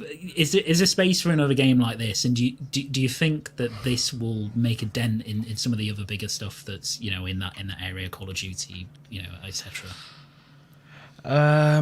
It's tough to say if it make a dent because I don't play loads of these to know these types of games. This is, to be honest, as you probably know, this is kind of the kind of thing I hate really, because this is obviously a service-based model, which is just so focused on making as much money out of people as possible, and I just don't like the tone of it. I can't be too critical because it's just not for me, I guess. But it's very much I think it's aimed at that very particular audience who love all that customization, basically like the Fortnite kind of audience. I get quite a young vibe from this game. I don't know about you guys. It's very sort of like the upgrades and the color schemes are very sort of like it seems like teenage sort of aimed. Would you agree? Yeah. I think I get that. This is the game I look at, and I think if ever there was a game that was designed by a committee of people that were, just looking to jump on trends and make it edgy and appealing, this is what you'd get. Exactly. So I agree with that in that I think someone sat down and gone, "Ooh, let's make Tom Clancy sexy." Do you know what I mean? Yeah. Let's make him like this IP that's kind of young, but it doesn't come across really like that, Is they're trying to? Can I just point out? Sorry. Like, can I just to show you sort of, I guess, look exactly what you're talking about. Let's just look at this logo right here. Yeah, exactly.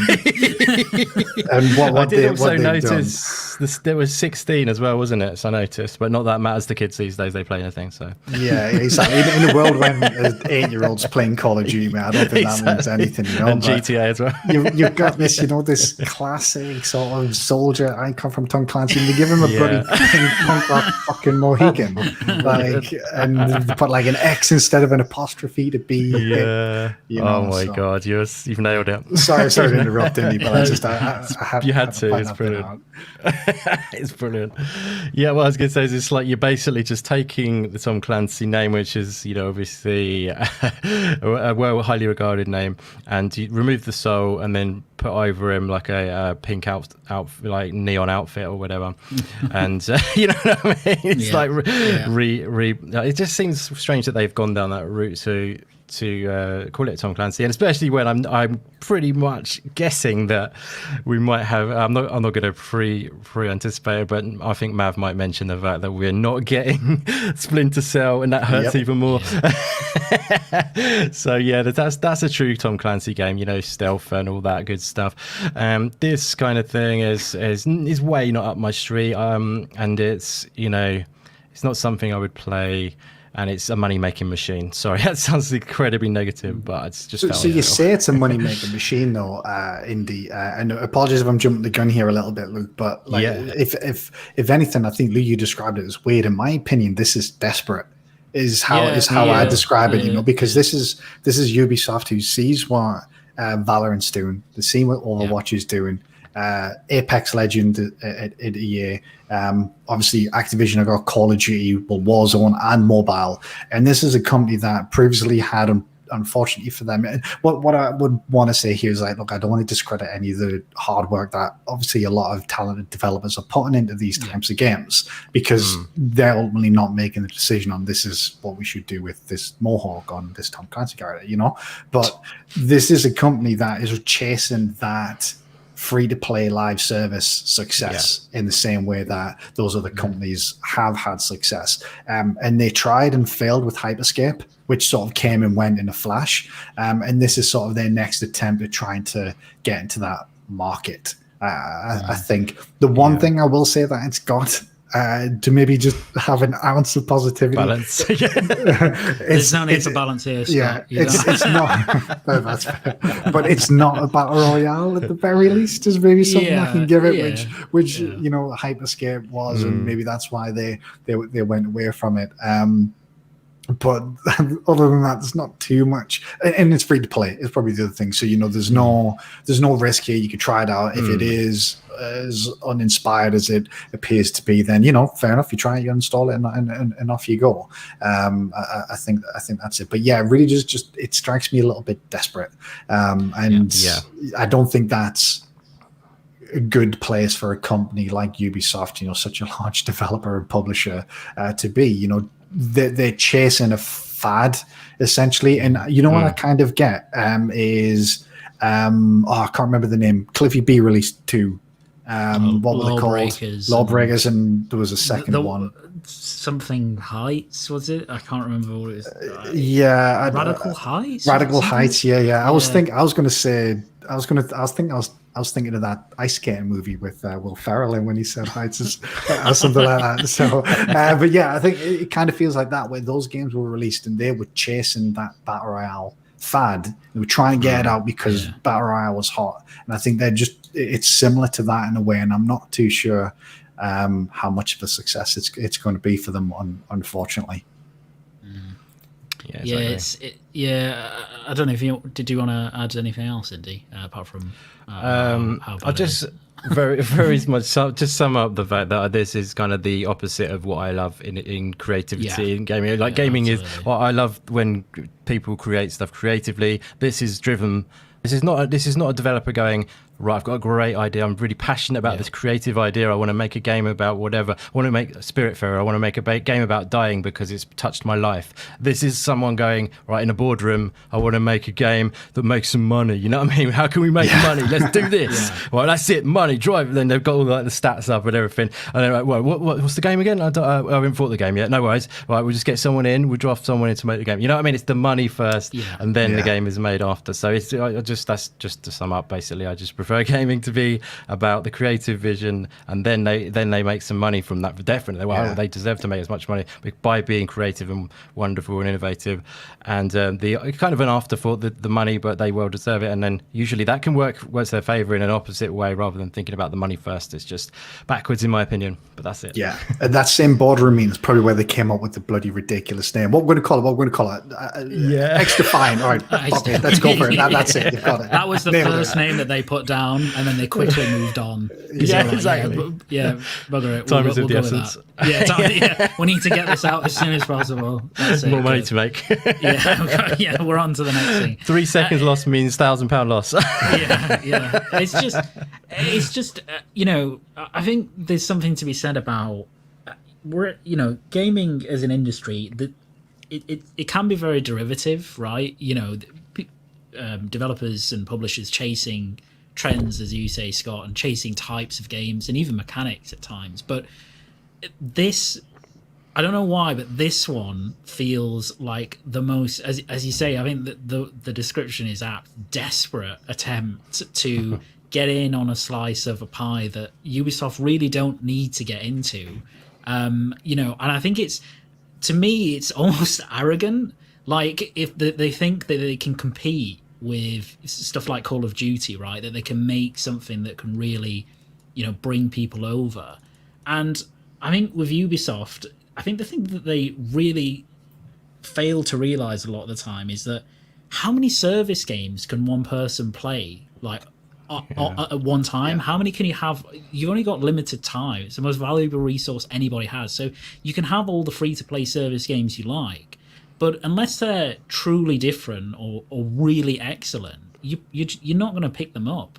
And I really think if this launches later in the year, when you've already got and I know it's not a battle royale, so it's a bit of a different comparison, right? But you've got established player bases on things like Apex and on Fortnite and Valorant in the arena shooter space, Overwatch.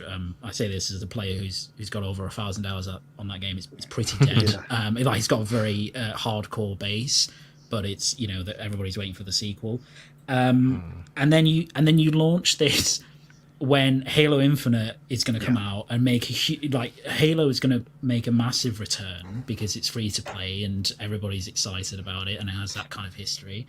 Call of Duty is going to be around. Battlefield, looks really good. Like, I just don't see how this could be, a moneymaker for them. I don't know how it's going to be a success, because how many people can this actually attract? It's going to have to be outstanding, and nothing from what they've shown looks like it's outstanding at all. So, sorry, that's just my rant. Mav, what do you think about it? I assume you've probably got a similar opinion to what we have, but interested to know your thoughts.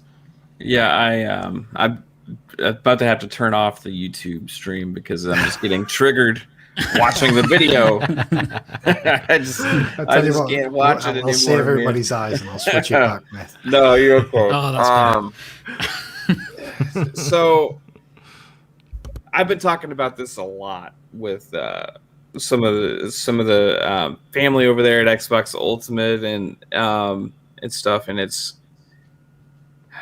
like you guys said, this is like market research the game, right? Yeah. Like,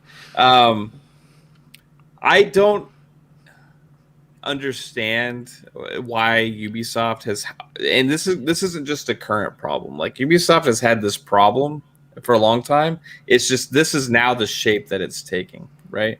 So beforehand, they had to make everything into like, oh, we need to have an outpost in every game where we can reveal more of the map. Right now, we need to make everything open world. Right now, we need to do this. Now we need to do that.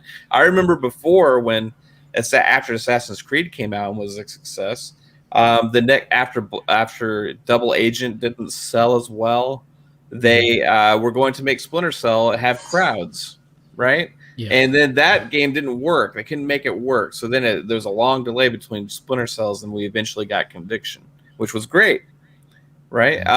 But they keep doing this thing where okay, something works, everything has to be that. So in this case, they see other things that are working. They see what's working with Rainbow Six Siege, right? Now everything has to be that. They even in their earnings call, they had said, "Oh, we're switching to free-to-play model on all of our big franchises." So then you see the Assassin's Creed thing get announced, right? Then you see Heartland get announced. Now we're seeing XDefiant get announced, right?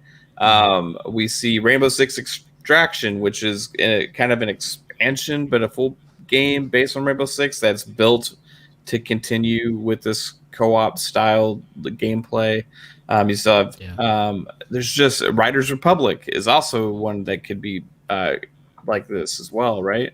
Yeah. Who knows what Skull and Bones is going to actually turn out to be when it actually launches. So you see this like model that's going like with Ubisoft, and it's okay to do things like this, right?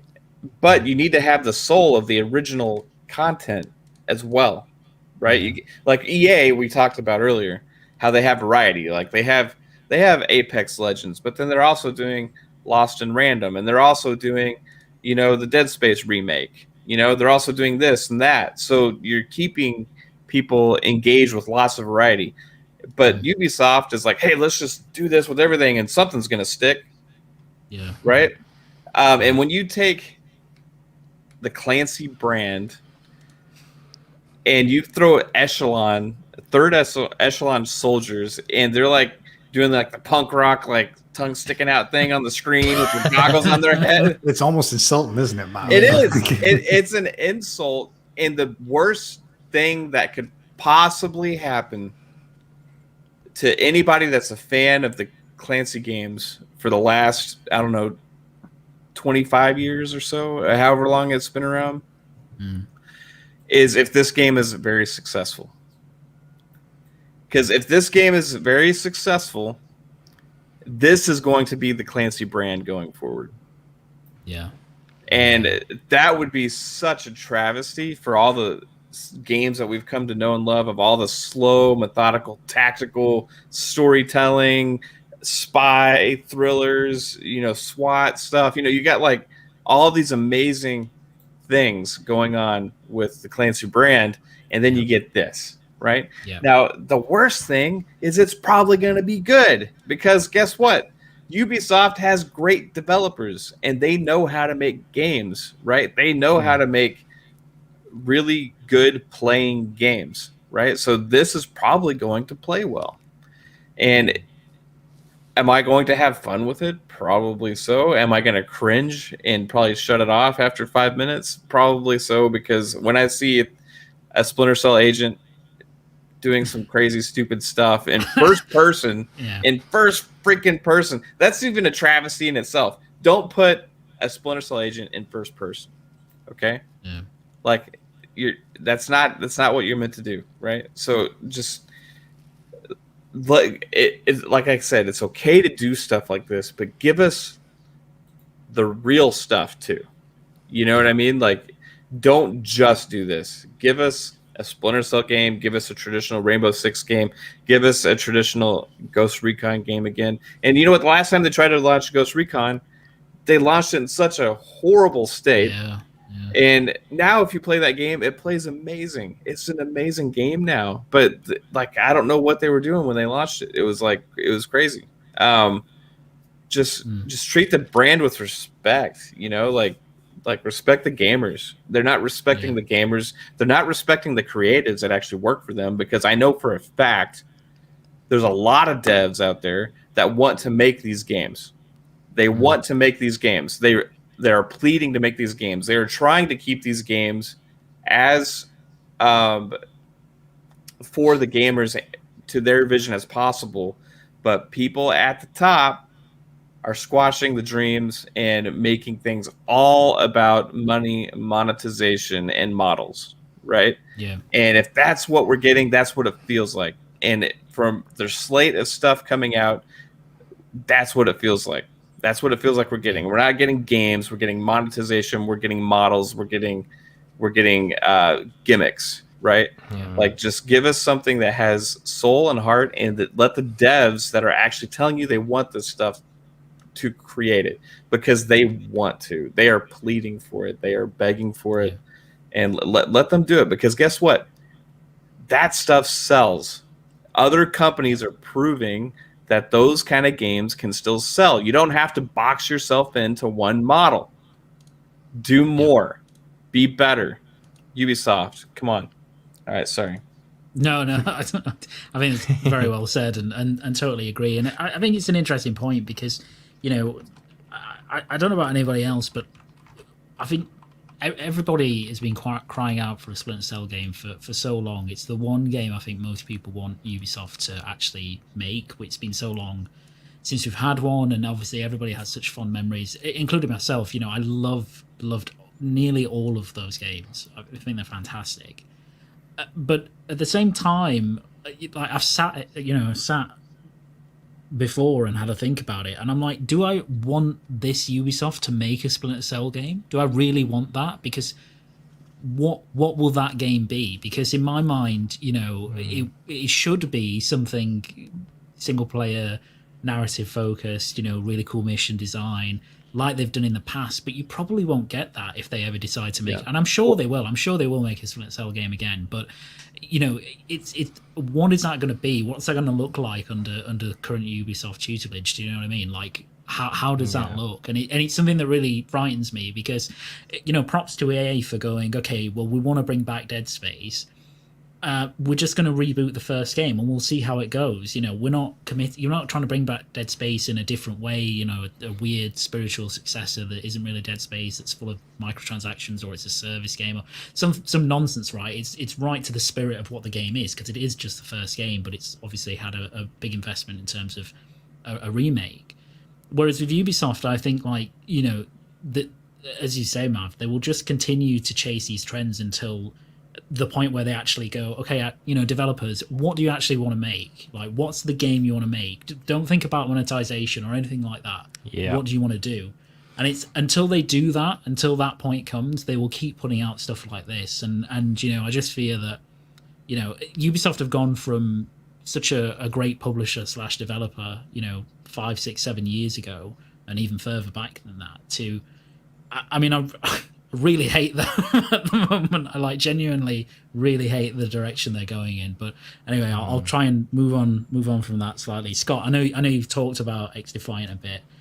And I'm sure you've got more to add. But what do you think it's something you'll actually, because it's free to play? Do you think it's something you'll dive into? Because I know you play, like, you're a big Apex player, for example, and obviously Infinite will be there. Do you think you'll have the time and the capacity to actually go into this? But what do you do it? Don't give them your time. Yeah, exactly. But and we don't know what the game's going to be like, right? It might play well, but do you think realistically you'll stick around for it, or does it have to do something as a title to kind of grab you?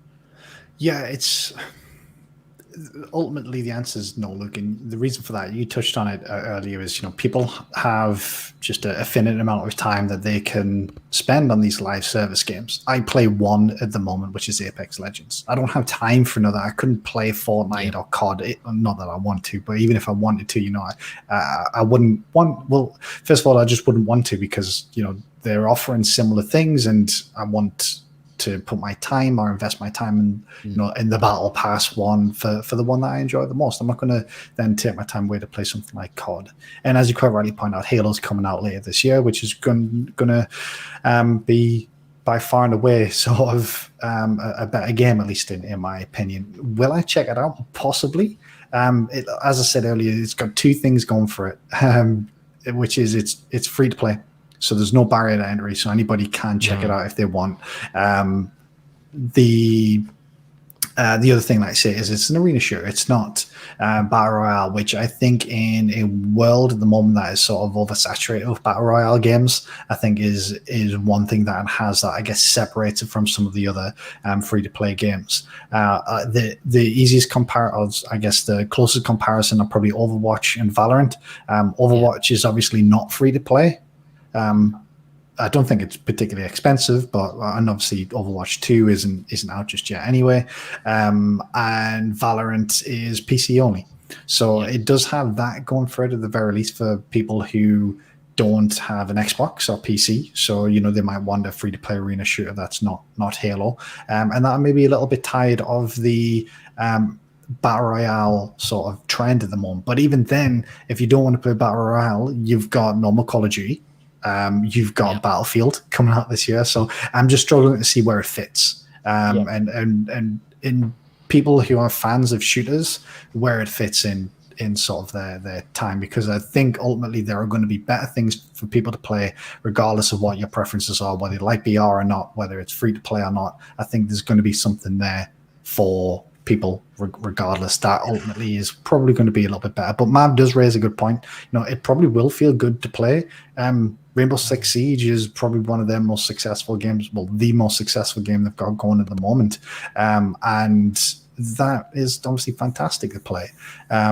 So it probably will be good to play, but ultimately I think what we'll probably find is, and what I got from the trailer, is it just looks really bland and generic. And the shooting will feel good for a couple of rounds. Then after that, you realize, right, there's not much else here, and then people will drop off. So, I think that's where I'm at with it. And why do they have to film this stupid thing in like an empty warehouse? You know what I mean? Like, it's because they're edgy.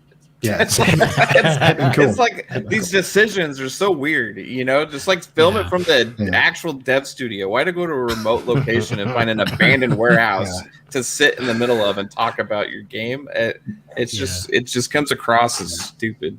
Mav, you are sorry. I must remind you that this is punk rock mosh pit. You do get that bit, because I think that's really important to the message that they're trying to. You're right. Here. There's nothing more punk rock than an empty warehouse. They had to get that message across. You're correct. You know what I mean? Yeah. Yeah, no, it's just I think uninspired is probably the best summary word you can give for this. Sadly, Scott, how about the chat? What did the chat think about XDefiant? So there's a lot of love for Splinter Cell, which is probably not too much of a surprise. I think a lot of people are thinking, and I'm of the same opinion, like, look, is this what we're getting instead of Splinter Cell?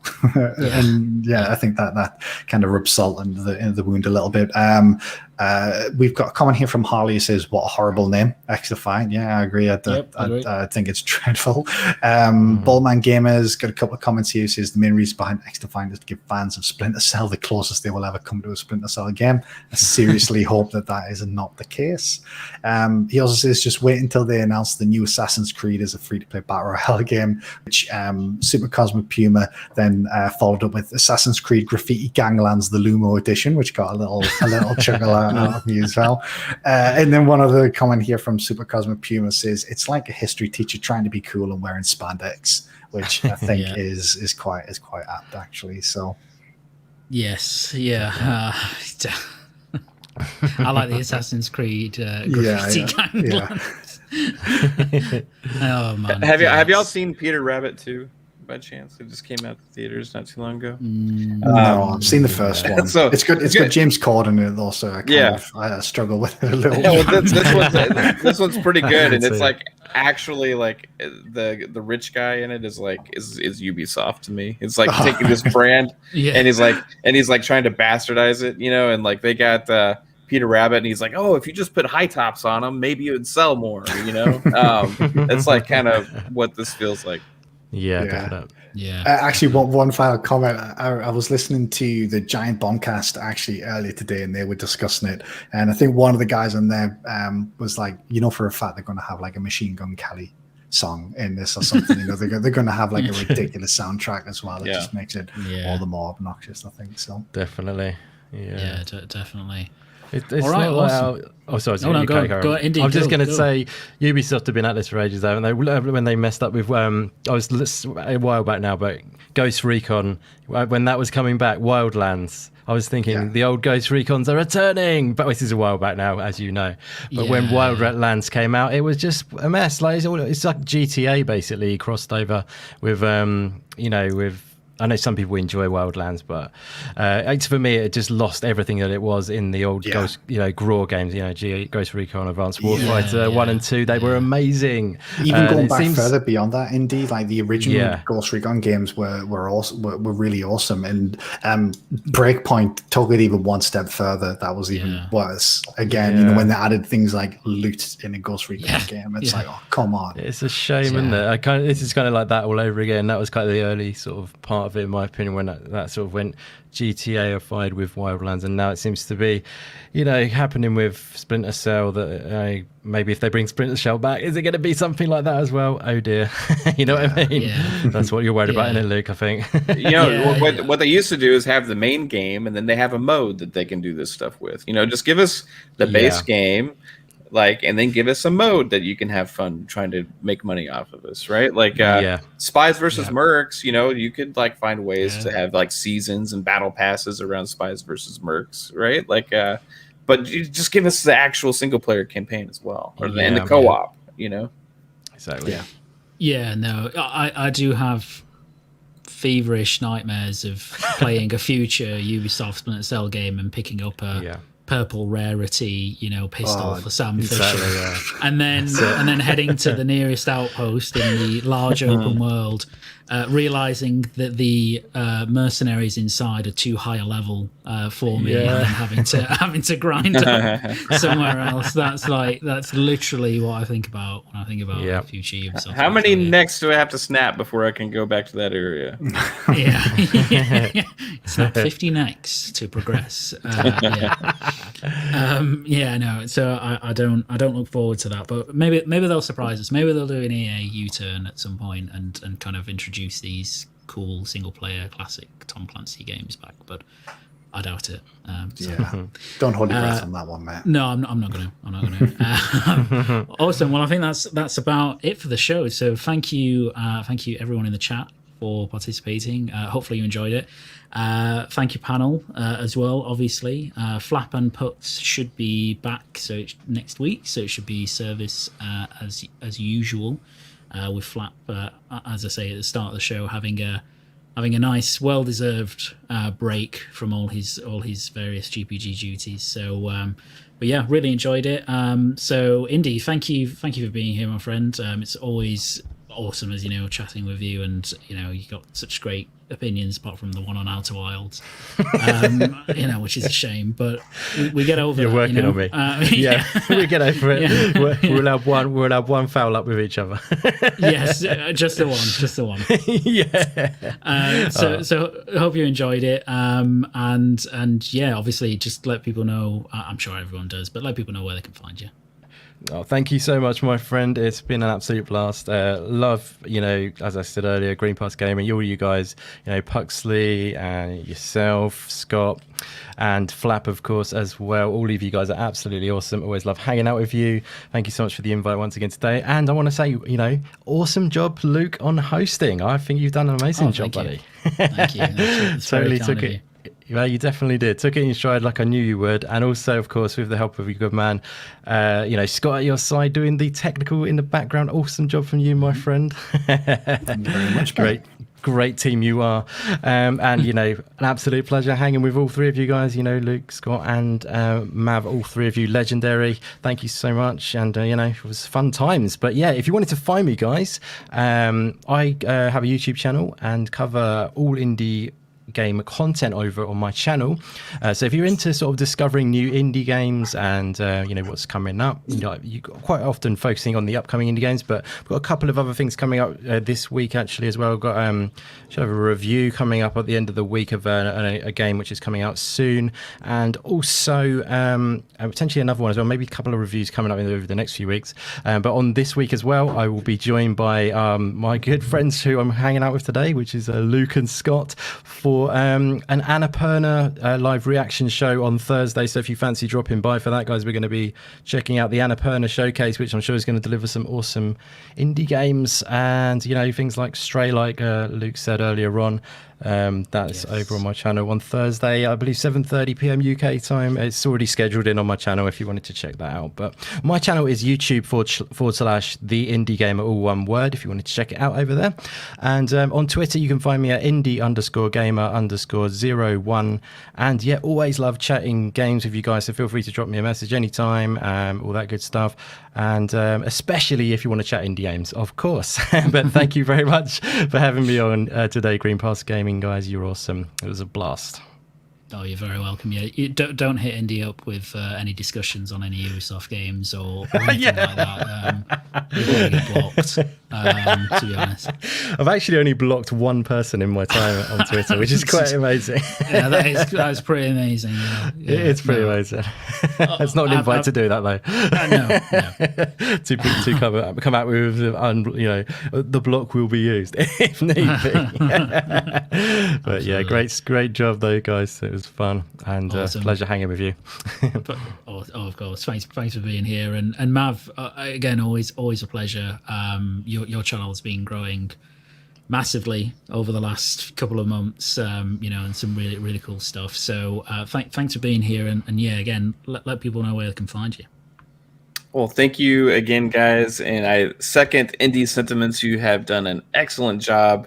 But also you too, Scott, and also a shout out to Pucks and Flap.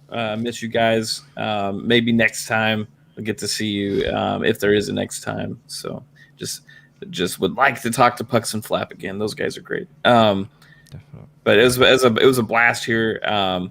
Sorry about my Ubisoft rants. It's always in the back of my head, my anger for them currently right now. So whenever I get the chance to unleash it, it's a good time. Indy, you're awesome as well. And chat was great. The chat was absolutely awesome for this show. So shout out to all the awesome people in the chat. But if you guys want to check out any of the content that we have, it's on YouTube at Fun Speculation. We have 3 shows now. The Xbox Ultimate podcast, which is on Friday nights at 9 p.m. Eastern. Also, we have Fun Pop, which we talk about stuff like Fear Street or Marvel, DC, whatever movies, TV shows, comic books, and more. And that's on Wednesday nights at 10 p.m. Eastern. And then the Mav and Fancy show is on Saturdays at 6, which is more of just whatever, right? We just whatever. It's shenanigans there. And then streaming always on the channel as well. So again, it was an absolute blast, guys. So thank you for having me, and I hope to be back sometime. I'm sure you will be, and we'll have to get you back on as well when Pokes and Flap are on, so you can have the full GPG experience, because they are both awesome, and it's always great when they're here. So yeah, hopefully next week onwards it'll be more of a regular GPG setup. So and speaking of the crew, Scott, thank you very much for doing all the technical stuff, so I didn't have to pay any attention to that, which was lovely. Always very helpful. Yeah, I hope you enjoyed the show. And I mean, obviously people can follow you here. Where else can they find you? Yeah, and I just want to echo the sentiments from the other guys. Look, you did an awesome job, mate. Thank you. Really well done. Like a seasoned pro, I'd say. Mm-hmm. So yeah, great job, man. The technical stuff, it's not as hard as I thought. The only thing I'm worried about is giving Mav some like PTSD from the XDefiant stuff. So really get rid of that. It's ingrained in my brain. Yeah. But other than that, great show. Really enjoyed. Obviously, you can find me on Twitter. Everybody's links should be in the description. And obviously, we should be back next Sunday. And I'm really looking forward to hanging out with, obviously, your good self in Indy later next week to chat some Annapurna games. Really looking forward to that, man. Yeah, excited about that one. They're going to have some good stuff, awesome. I think. Yeah. Awesome stuff, guys. Can't wait. Likewise. All right. Well, thank you again, chat. As I say, it should be normal service next Sunday. Flap and Puck should be back in their usual positions, which will allow me to talk nonsense when they pose the topics, which would be nice. So, and it's been a great show, great hanging with everyone, and we will see you next week. Bye bye.